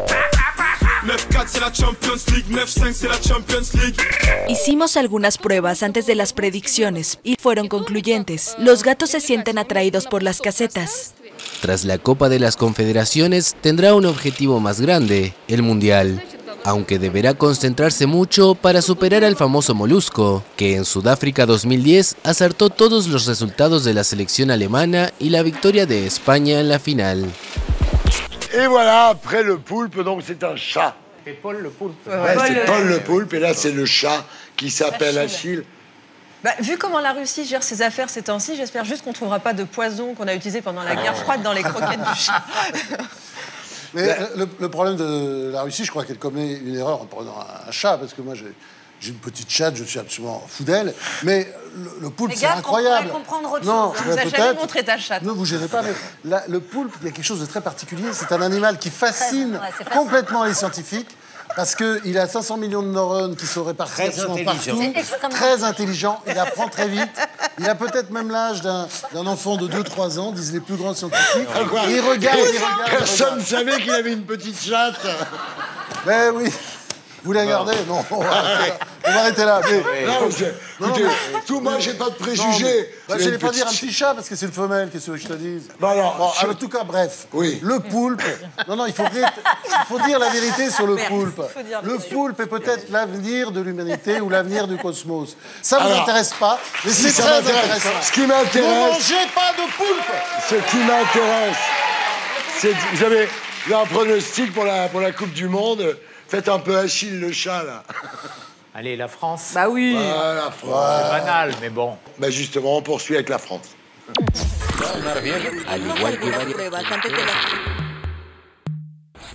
T'as une serviette?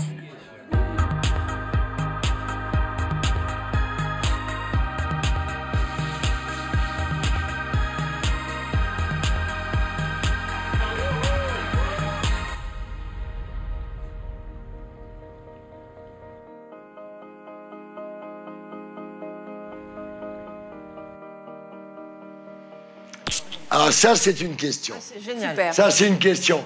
Est-ce que les règles, moi je suis pas une femme, mais est-ce qu'elles sont bleues ou rouges? Elles sont...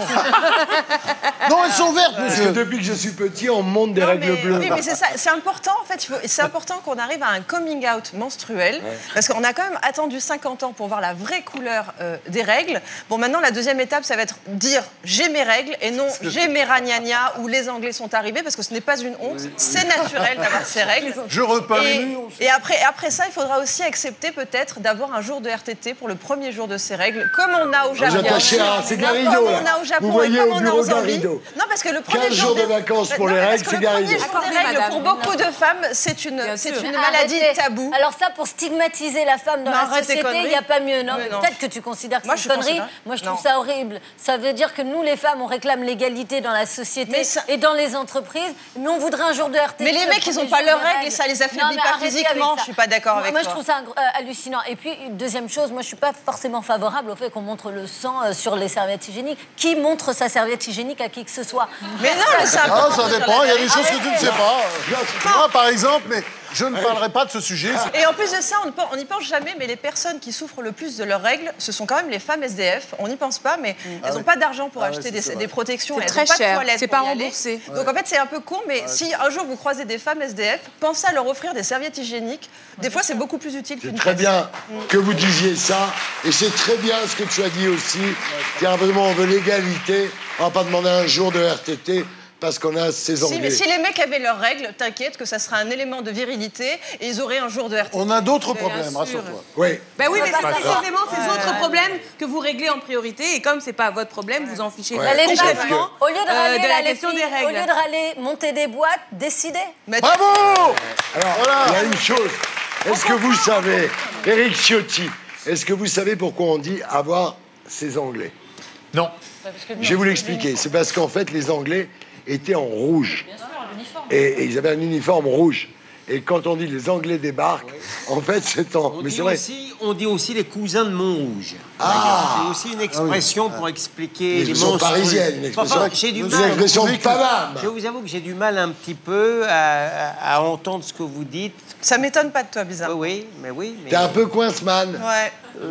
c'est pas ce qui me caractérise en principe, mais vouloir absolument montrer crûment les choses. Mais la vérité, c'est pas crûment. C'est pas bleu. C'est pas une réalité crue. C'est pas bleu. Ce n'est pas une réalité crue, donc il ne s'agit pas de montrer Donc crûment. respecte les femmes, aime les femmes. Je me sens pas dans l'obligation non plus de montrer mon papier hygiénique usagé. Je vois pas l'intérêt. Oh là, la comparaison est dégueulasse. Bon, allez, c'était le zapping des terriens.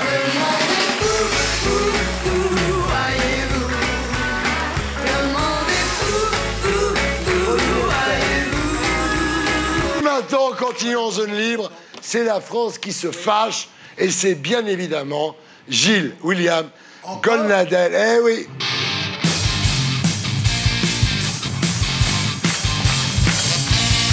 Alors, cette semaine, les avocats ont organisé une journée justice morte pour dénoncer le projet de réforme de la justice. Le système judiciaire français est-il en train de s'effondrer? Voilà une affaire que Gilles William Goldnadel n'a pas l'intention de classer sans suite. Les avocats montrent effectivement leur détermination, mais il y a également, et j'en parlerai, une syndicaliste qui a des choses à dire intéressantes que vous allez entendre. Et il y a eu aussi, il y a quelques semaines, la procureure de Bobigny qui a eu un discours très courageux sur lequel Vous voulez qu'on regarde? Non seulement je veux qu'on regarde, mais je veux parler. Dans le système médiatique, Gilles William Goldnadel mène ses enquêtes sur le terrain. Voici son histoire.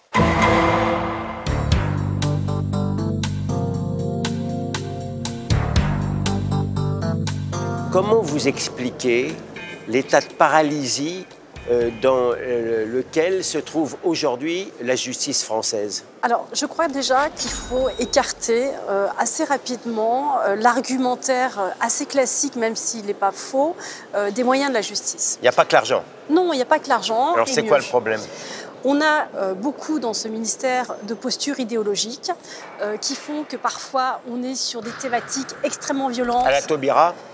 Pas uniquement, mais la réalité, c'est que surtout, on est dans une espèce de folie d'un traitement pénal à tout crin. J'incite les femmes qui, sur Internet, évoquent des situations très concrètes à aller porter plainte. Lorsque Mme Belloubet, par exemple, incite les femmes à porter plainte alors que déjà la justice est paralysée en matière de viol, c'est mauvais? Ce qui est mauvais, c'est d'avoir une politique médiatique, en fait. Les effets d'annonce. Ordonnée, oui, à des lobbies, à des moments particuliers de la société. On a en France un rapport à la loi très compliqué. Dès qu'il y a une affaire médiatique ou quelque chose qui est dans l'air du temps, on fait une loi et on fait une politique pénale. Mais ce n'est pas obligatoirement là où se passent les choses les plus graves. Et on laisse de côté le reste. Donc, je crois qu'il faut repenser notre politique pénale de façon rationnelle, sans idéologie, en regardant exactement quelles sont nos priorités, plutôt que de vouloir tout traiter et maltraiter. Est-ce que vous pensez que les projets de la ministre ou du président vont ou non simplifier les procédures? Nous sommes le pays où on a 7 fois plus de lois qu'en Allemagne. En Angleterre, ils ont une vision très saine. À chaque fois qu'ils font une loi, ils en abrogent une qui rentre, une qui sort. Ça me semble des choses intéressantes. Donc soit on repart à zéro, on fait table rase et on repense de façon cohérente le système, soit on continue à mettre des rustines et à empiler, comme on le fait à chaque fois, de nouvelles réformes. Les réformes, c'est du temps, c'est de l'argent, c'est de la paralysie parce que le système n'a plus de cohérence. Et aujourd'hui, ce que l'on voit, c'est que ce qu'un magistrat peut faire, un autre peut le défaire. Et voilà, alors, donc la justice s'effondre parce qu'on lui demande trop, en fait. Non, mais attendez. Il y a une judiciarisation qui fait qu'aujourd'hui, le système ne peut plus répondre à la demande, c'est ça? En principe, ordinairement, Thierry, je n'aime pas être apocalyptique. Oui. Je vous assure que je ne le serai jamais assez, et je ne plaisante pas pour vous dire l'état de délabrement total dans lequel se trouve notre justice française. J'ai plus envie de sonner le tocsin. Mais c'est plus de la polémique, là, c'est juste un citoyen. Je suis plus sur le tocsin, je suis sur le glas. Non, mais la réalité, elle est là. Vous avez, il y a quelques semaines, donc la procureure de Bobigny, elle a eu un discours formidablement courageux que j'ai jamais entendu. Elle a parlé d'abord de la situation de son tribunal, c'est invraisemblable. Aujourd'hui, à Bobigny, on annule les procès, on annule les audiences parce que, faute de temps, pour cause de faute de temps ou pour cause de fuite d'eau. Je ne sais pas si vous vous rendez compte, les types, ils attendent 6 mois avant d'être convoqués et on leur dit non, il faudra revenir. Pour la justice, en termes de magistrats, 6 mois, c'est rien. 1 an, c'est rien. Pour ces gens-là, c'est l'éternité. C'est énorme. Moi, je parlais de paralysie. Elle parle d'apoplexie. Elle explique que cette situation-là de paralysie totale, elle désespère les avocats, elle désespère les magistrats, elle désespère bien entendu les justiciables, elle désespère les policiers qui pensent qu'on ne fait rien. Que les peines ne sont pas exécutées. Mais il n'y a une seule catégorie de gens qui sont contents. Les délinquants. Et qui comprennent 5 sur 5 le message, c'est les délinquants. Ce que je veux dire, moi, dans la vie, je suis plutôt guilleret. Vous avez un avocat en colère.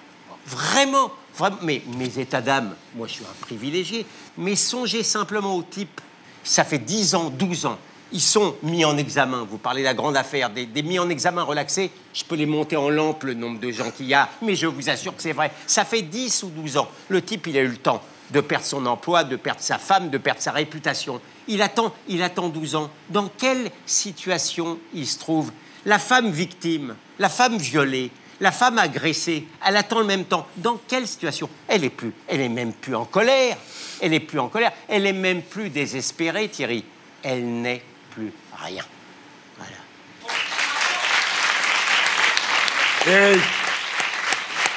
Je crois que la Béatrice Brugère, la secrétaire générale du syndicat FO Magistrats, a posé les bonnes questions. Et elle rejoint ce qu'avait dit, sans action, mais en parole, le précédent garde des Sceaux, Jean-Jacques Urvoas, parlait de clochardisation de la justice. La situation de la justice est aujourd'hui épouvantable. Il y a un déficit de moyens considérable. On consacre aujourd'hui à la justice 0,38% de la richesse nationale. Il y a 4 fois moins de procureurs que dans la moyenne européenne et 2 fois moins de juges du siège. Donc il y a un problème matériel, il y a des problèmes absurdes de photocopie pour simplement reproduire le jugement. Il y a des bureaux d'exécution des peines qui ferment avant que les audiences ne se terminent et donc on met en liberté des personnes. Il y a 100 000 peines de prison qui ne sont pas exécutées. Il y a aujourd'hui une surpopulation carcérale et on va vers des aménagements de peines qui sont ridicules. 11 000 bracelets électroniques, ça sert absolument à rien, simplement pour dire il y a une peine, mais à la place de la peine de prison qui n'est pas prononcée. Ce qu'a dit Gilles William, et qui est très juste sur la longueur de la procédure, aujourd'hui, vous avez des justiciables qui sont laissés dans la nature sur des périodes tellement longues que l'État a même été condamné. Mais le problème, c'est que le projet actuel de Mme Belloubet s'appuie fallacieusement sur ces longs délais pour aujourd'hui faire une procédure, une réforme de la procédure pénale qui aboutit en fait à une justice expéditive, on a compris, une justice clair. sans avocat. Ça suffit. Effectivement, c'est pas seulement des questions d'argent, même si les questions d'argent, évidemment, elles perdurent. Là, vous avez raison par les clochardisations, mais vous en êtes quand même un peu responsable. Vous avez un bilan, la droite, là-dessus. Tout le monde est responsable. D'accord, oui, enfin, pas tout le monde. Enfin, le PS et les elle a raison. Les problèmes, on va commencer avec Taubira. Non, mais j'ai cité l'évolution l'évolution en 50 ans. sur la tout le monde a sa part de responsabilité. Voilà, sincèrement, sur la Madame Dati n'a pas été plus efficiente que les autres. Voilà, non, mais puis même, c'est même... Très sincèrement. Attendez, sur la clochardisation... Je l'aime bien, donc je demande un joker. Il faut non seulement répondre à la question des moyens, qui est urgentissime, on a 0,36% de PIB, il faudrait au minimum doubler, mais il faut, là, en urgence aussi, stopper ce projet de loi Belloubet, qui aujourd'hui se fait contre les citoyens, contre les victimes, contre les personnels à la justice. Vous êtes d'accord avec ça? Oui, non, mais je voudrais ajouter qu'il y a en plus, dans le projet de Mme Belloubet, les plaintes numériques. Les plaintes normales ne sont pas traitées. Quand vous portez plainte, il y a des classements sans suite systématiques. Vous croyez que ça ne tient pas? C'est parce que les parquets n'ont pas le temps de s'en occuper. Très bien. Alors, je dirais simplement, est-ce une mission impossible? Non, ce n'est pas une mission impossible.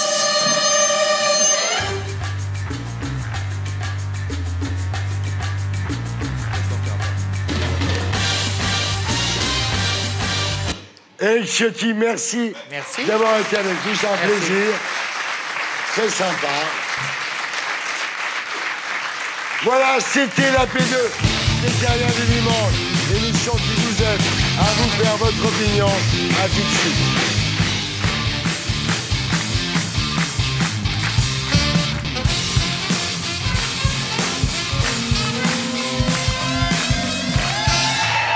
Bonsoir, les Terriens du Dimanche.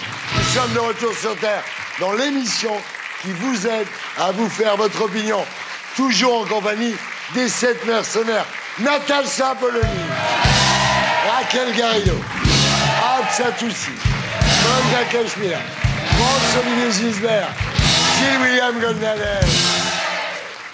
Et là maintenant, il est l'heure de changer de disque. On continue en musique. C'est le blind test de l'actu.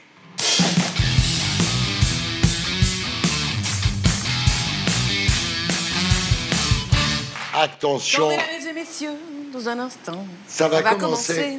Musique. Viens à la maison, il y a le printemps. Le printemps, l'arrivée du printemps. Ouais, bien sûr. C'est quoi? Non mais attends, c'est quoi ça? Le printemps, c'est le printemps. Non mais comme en général, vous avez beaucoup de mal à trouver, mais là, Stéphane Simon est pour débile. Et c'est pour ça qu'on a du mal à gagner. Exactement. J'aurais pu te mettre ça. Deuxième indice. Vivaldi, le printemps. L'été.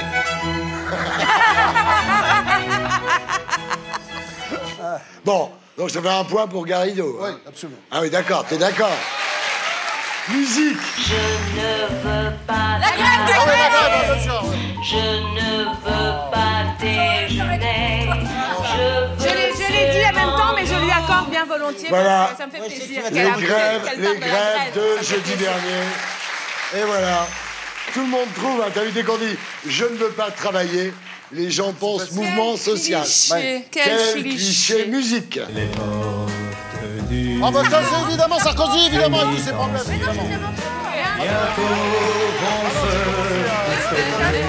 J'adore, mais je l'ai déjà avant. Musique. Merkel. All the world's waiting for you and the power you possess. In your side. Deuxième indice. Meine Kaserne vor dem Marlène. Ah, c'est Merkel. Marlène. Marlène Schiappa. François-Olivier Gisbert. Comment?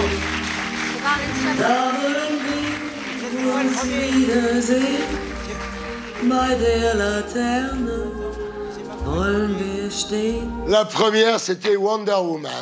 Ah oui, mais ça, Oui, fallait Ça, faire faut connaître. Fallait faire le rapport. Et quand on entend Marlène, on dit Schiappa. Et voilà, Ah, parce évidemment. qu'on est François-Olivier Ah oui, Gisbert. bien sûr. Musique. Accident mortel Uber, là. Uber, non?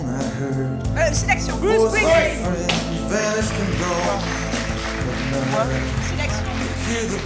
Ah oui, bien sûr. Ah oui, bien sûr, évidemment. Ça Bravo. double ce point parce que personne n'a Non, trouvé. non, Parce non, qu'il non, était non. dur. Ça, c'est un point qui voudrait doubler. Elle On est triche, elle d'accord. triche, elle triche. D'accord. Ouais, je vais changer les règles. Bon, je me on est retire. d'accord. Non, parce qu'il était dur. C'est quelque chose qui a été inventé pour m'enlever mon truc. Là. Oui, C'est- oui, C'est comme oui, ce qu'ils sont en oui, train de oui. faire avec Sarkozy. C'est là. pour ça qu'on l'a fait. Musique. Ah oui, bah ça, bien sûr. Ah ouais. Ah, ça, elle a dit. Elle a dit. Elle a dit. Regarde-moi. Replay. Là, on va tous te voler notre point.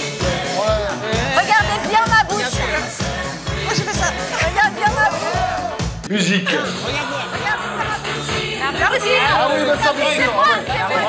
Absatou et Monia. Ah, ça, toi et Monia. En deux.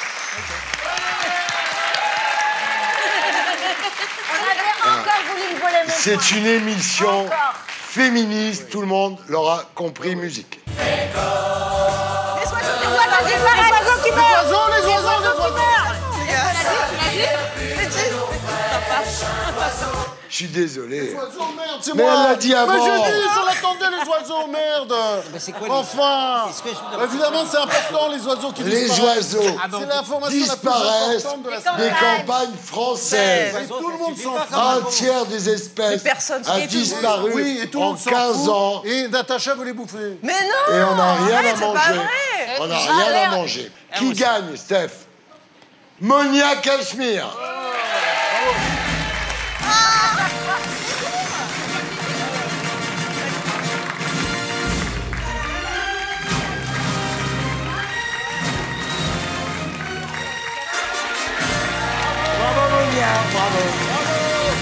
Et maintenant, mesdames, messieurs, c'est... J'ai une question. Est-ce que quelqu'un se souvient la dernière fois que j'ai répondu à une question? Moi pas. D'une façon générale? Ah, mais moi pas. Mais attends, toi, on te met Raspoutine et tu dis pas Poutine. Non, exactement. Ah, mais je ne me souviens pas. Ouais, c'est pas danser avec les seniors, c'est jouer avec les seniors. Il faut être sympa avec eux. Mais je les adore. Tiens, toi, t'as déjà répondu qu'ils sont en train de Mais je finir les le adore. premier mot. Mais je serai là pour pousser la poussette, moi. Oui, bien sûr. Jour de l'escalier. Ah, ouais, pour récupérer l'héritage, comme Laetitia. Et maintenant, mesdames, messieurs, c'est l'heure des terriens de Tanguy Pasturon.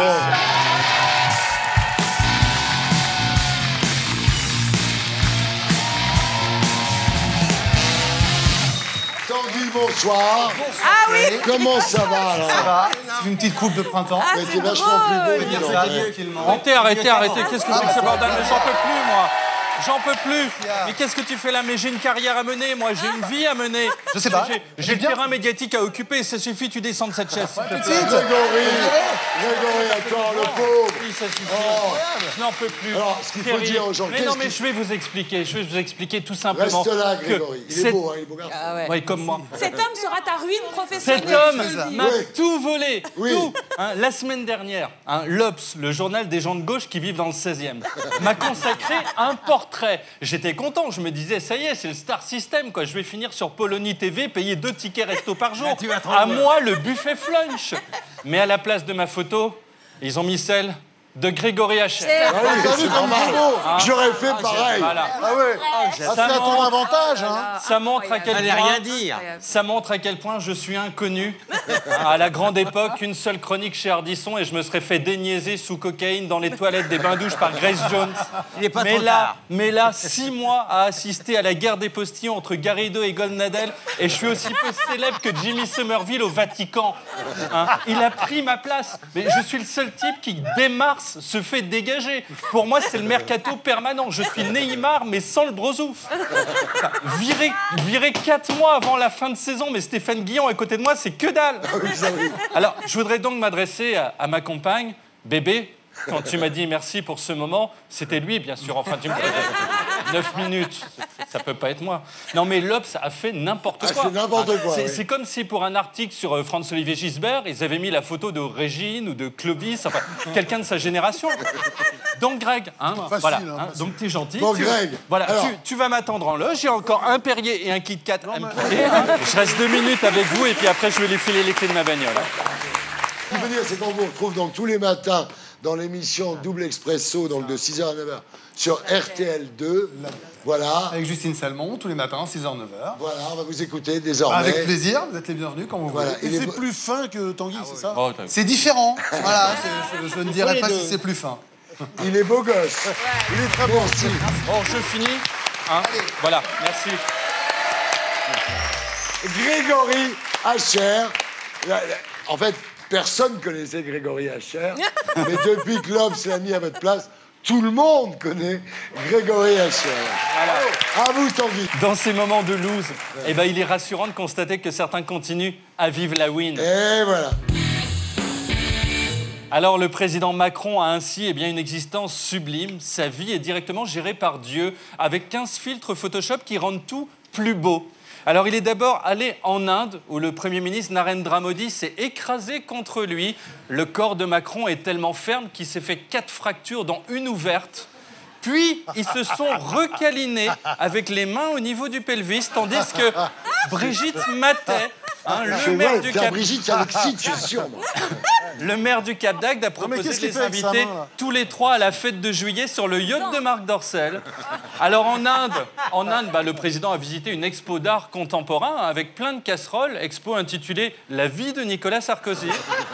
Les Indiens ont acclamé Macron lors d'un tournage du Top Gear suisse, c'est-à-dire en roule à 30. Alors tout était superbe. Paris Match, l'organe officiel de l'Élysée, la Pravda du Nouveau Monde. Je les critique, je m'en fous. Au pire, ils vont faire un portrait de moi avec la photo de Bernard Montiel. Match a même écrit à propos de Brigitte que les chèvres s'inclinaient sur son passage. Wow. Comme quand les légionnaires déboulent. Sauf que là, ils lui ont présenté leur tête. et pas leur croûte. Elle aurait préféré les boucs. Mais ils étaient encore en dessous de la réalité. Regardez, en fait, quand elles ont vu Brigitte, les chèvres se sont mises à léviter et à voler, se sont retrouvées perchées sur les toits. Il a fallu les traire avec un drone. Un quart d'heure avec Brigitte dans l'Arzac, les 3/4 des bêtes finissent en orbite avec la capsule Soyouz et l'ego de Ségolène Royal. Bravo! C'est pas moi, c'est elle. Ah, c'est bon. Alors, les Macron ont aussi fait le salon du livre de Paris, où Brigitte, c'est-à-dire Heidi sans ses chèvres, a trouvé un ouvrage pour son jeune époux, livre intitulé « Tom et Lucille bouquinent dans l'herbe comme des zadistes, mais en propre ». Salon où était aussi présent Édouard Philippe, que personne n'a reconnu, puisqu'il est plus transparent qu'un papier calque griffonné par un manchot. Alors du coup, les gens se sont dit, une personne anonyme qui fait des livres purés, c'est Elena Ferrante. Et il a signé 15 000 exemplaires de L'Amie prodigieuse, le best-seller de l'autre. Virginie Calmels, elle, a croisé au salon Raphaël Enthoven, le philosophe sexy qui rend la philo attirante et moite, pas comme ce pouilleux de Diogène qui, à 2000 ans, se tapait déjà la vie de Poulvord à pioncer dans un tonneau. Puis Macron s'est rendu à Tours, où il a reçu le même accueil que les Kids United s'ils faisaient la kermesse des CE2. Des bousculades, du sébum qui gicle, des filles qui hurlent. Le rock est mort, mais on s'en fout, le nouveau rock, c'est la politique. Castaner! Griveaux! Ah mais... Joli. Dans 2 mois, Keith Richards se fait changer le sang à La République En Marche. Ah bah oui, c'est sûr. Allez, qu'ont fait les ministres de Justin Bieber, là? Eh bien, d'abord, Gérard Collomb est allé au Niger. Alors, pour le reconnaître, Collomb, c'est celui qui penche, voilà, à cause de l'âge. S'il se met devant la tour de Pise, c'est le type qui prend la photo, qui se dit que c'est lui qui a un problème d'équilibre. Les Touaregs lui ont collé une sorte de collier géant avec une fleur devant le sexe, ce qui donnait l'impression qu'il avait une MST très, très rare. Gérald Darmanin, quick sans fluke, s'est rendu en Andorre, où il a posé en photo alors que sa mère n'avait pas fini de l'habiller. Col relevé, cravate mal mise. Une fois, moi, dans un concert des Berruriers, j'ai fait un pogo, je suis ressorti mieux sapé que ça. Puis, il s'est acheté des clopes moins chères, c'est l'avantage d'Andorre, 400 paquets, parce que c'est un jeune, il n'a pas conscience de la mort. Gérard Collomb s'y bouffe un réglisse Haribo, il dit « je vais faire une montée de tension, le cœur va lâcher, je me rabats sur une verveine ». Mais Darmanin, c'est la vie de Joe Star dans le corps de l'ourson Cageline. Alors Darmanin a aussi fait l'émission politique de la 2, où on le voit, il a avalé 100% de l'oxygène du plateau en prenant son inspiration. Léa Salamé, n'ayant plus d'air, a convulsé, on n'a plus de nouvelles. Françoise Nyssen, ministre de la Culture, a croisé Marielle de Sarnez, sa quasi-jumelle. Oui, c'est vrai. Si l'Obs publie un papier sur l'autre qui met la photo de l'une, personne ne verra la différence. Sarnez, c'est la Grégory Hacher de Nyssen. Et Jean-Michel Blanquer, lui, il a fait la matinale de RTL, un radio qui ne prend plus que des chauves. Voilà. Donc là, sur 3 mecs, il y avait 4 cheveux. Alors Franck Provost, horrifié, s'est mis à écouter Europe 1, ce qui leur a fait une progression d'audience de 400%.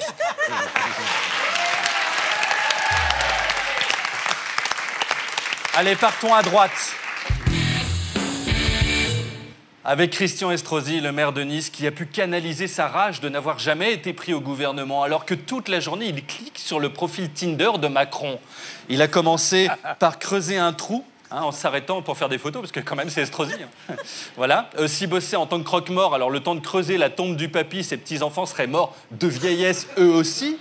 Puis, il a attaqué un poteau faisant la taille de Teddy Riner à coups de hache, comme le type timbré dans Shining qui veut trucider sa femme.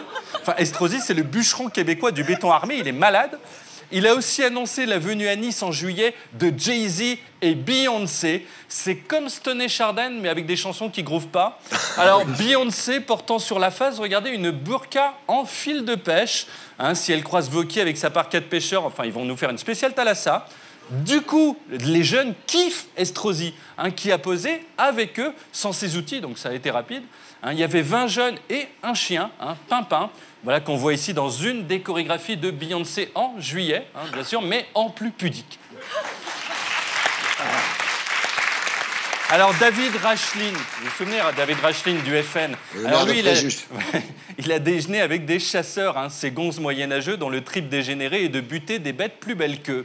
Alors, chasseurs qui ont un tableau derrière et sur lequel est écrit, alors c'est véridique, la biche a un long museau et la biche a de grandes oreilles. Comme ça, si à 3 grammes, les mecs voient une créature avec des dimensions normales, ils ont 2 secondes pour réaliser qu'il s'agit en fait de leur fils, hein, et ne pas le tirer. Par contre, s'ils croisent les Bogdanov, hein, bon, bah, ils font feu. C'est normal. Voilà. Quant à Florian Philippot, il a manifesté pour les retraités. Et quelqu'un a fait un croche-pied à ses copines Sophie Montel, laquelle s'est étalée telle une vieille crêpe. Et Philippot, c'est le type qui, au lieu de vous aider à vous relever, dit à votre agresseur « Ah, bah bravo, et si j'avais pas peur, tu verrais ce que tu verrais, cher monsieur, enfin, bravo, hein !» Voilà, il a fini par prendre des nouvelles de Montel, qui a demandé, bien sûr, à revenir au FN. Ah, bravo, hein. Regardez, elle est morte. Bravo. Allez, allons voir à gauche. Avec Benoît, mon autre ami, qui a présenté les locaux de son mouvement. Alors, pour l'instant, il est seul, hein, mais un jour, il y aura peut-être des adhérents. Alors, conscient d'être un sexe symbole, il a commencé à retirer ses vêtements. Manteau, écharpe, on s'est dit « Yes, vas-y, Benoît, lâche-toi. Malheureusement, le temps qu'il enlève 2-3 fringues, il était déjà arrivé, regardez, dans la pièce principale, hein, un très joli 7 mètres carrés, et il a gardé tout le reste, donc en fait, ce n'est qu'un allumeur. Puis, il a assisté à une réunion de son parti. Hein, voilà, donc il est toujours aussi impliqué, c'est-à-dire qu'il est au fond, il s'en fout. Parti où on exprime ses idées, hein, je vous jure que c'est vrai, regardez, avec des Legos, hein, qui sont au premier plan, et où on vote en faisant des applaudissements silencieux, hein, comme ça. Voilà, donc ça ressemble au braquage d'une banque où ne bosseraient que des gens qui ont Parkinson. Hein, c'est Hamon. Bon, donc le parti de Hamon a bien sûr été classé en tant que secte, hein, parce que si Moon plus Raël fusionnent et font une fiesta, ça sera moins barré que ça. Alors sinon, on a retrouvé Jack Lang, hein, au Salon du Livre, qui est un survivant, parce qu'il a été sauvé in extremis de la noyade alors qu'il avait plongé dans un chaudron de teinture pour les cheveux.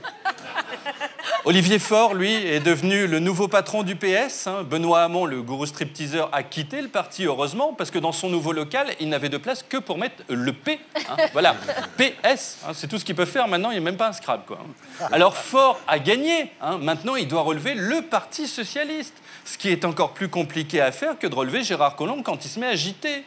Hortense, une gmilf, grand-mère I would like to fuck, a même dansé avec lui en lui parlant de Blum et de Jaurès et en lui disant « Vas-y, mon loup, serre-moi comme on a fait à Macron en Inde et je vais m'incliner devant toi, telle une chèvre devant Brigitte. » Voilà, salut les terriens, moi je vais prendre mon chèque avant que ce soit Grégory Hacher qui le fasse. Merci à Grégory Hacher. On le retrouve ici la semaine prochaine et d'ici là sur mycanal.fr.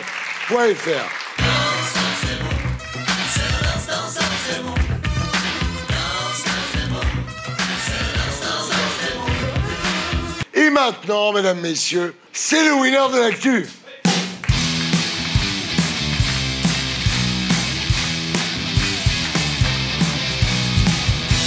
Alors, que préconise la nouvelle édition du carnet de santé des enfants? Préférez les fruits et légumes bio, l'allaitement plutôt que le biberon pour les 6 premiers mois, l'interdiction de la télévision avant 3 ans ou le recours à la brûlure de cigarettes électroniques pour ne pas laisser de traces. Les Raquel du samedi. Pas de télé avant 3 ans. Bravo. Ah oui. Un point pour Raquel Garrido.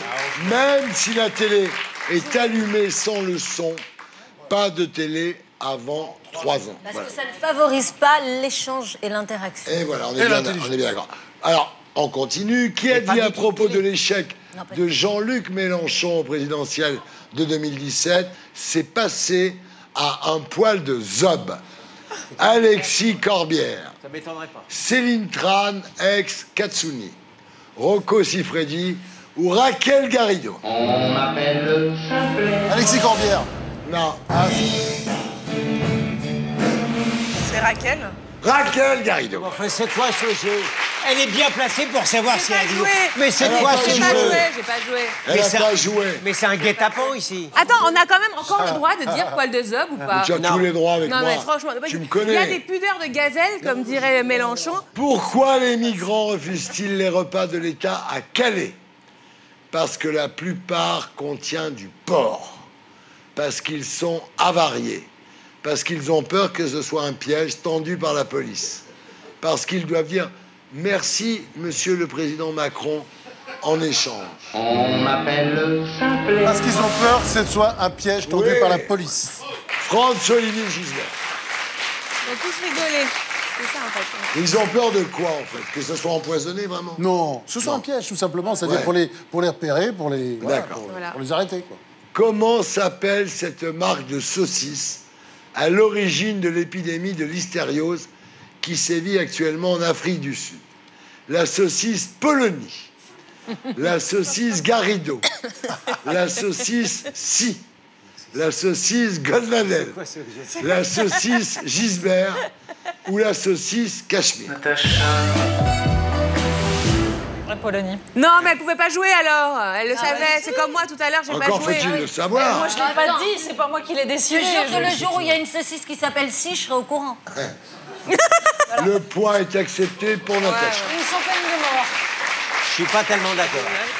Garrido, c'est une grande chaîne de marques de lentilles, haricots en Espagne. Attendez quand même de savoir que la saucisse Polony a tué 180 personnes en un an. Ah oui. C'est le problème avec la viande. Damn. Je le dis souvent. Je serais pas fier à ta place. Damn, girl. Un parent, sans doute. Oui. C'est un exemple de malbouffe absolument ignoble. Hein, Ah oui, ça m'étonne pas. Oui. Mais Et de toute la façon, la viande, saucisse Perico-Légas. C'est de la bonne qualité, celle-là. Et après, Qu'est-ce que le Parlement égyptien cherche actuellement à interdire? L'homosexualité, l'avortement, l'athéisme, la conduite de dromadaires sans permis. On m'appelle l'athéisme. L'athéisme. Alors, il y a déjà l'avortement qui est illégal en Égypte, et maintenant c'est l'athéisme. Interdire l'athéisme, ça va être compliqué quand même. Faut le faire, hein. Faut y arriver quand même. Quelle est la forme du nuage qui a survolé le Nevada et qui a beaucoup amusé les internautes? Un pénis, une moustache, un visage de Donald Trump ou une étoile de David? les raquettes du samedi. Visage de Donald Trump. Non. J'ai envie de dire un pénis, même si On m'appelle simple. Fogg. Une moustache. Oui, François-Olivier Gisbert. C'est un des nuages les plus rares du monde, en fait, en forme de fer à cheval, au fond. Stéphane, qui gagne? François-Olivier Gisbert. Bravo.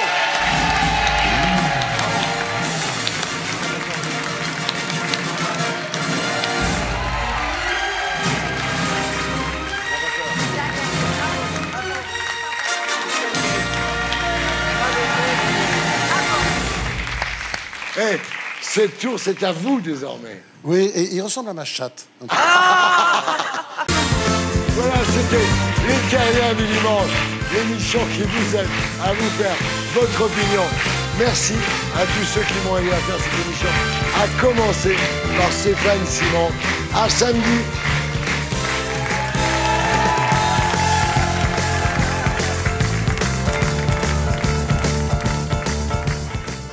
Et pour être sûr de ne rien rater de Inarditube, abonnez-vous et mettez un pouce bleu.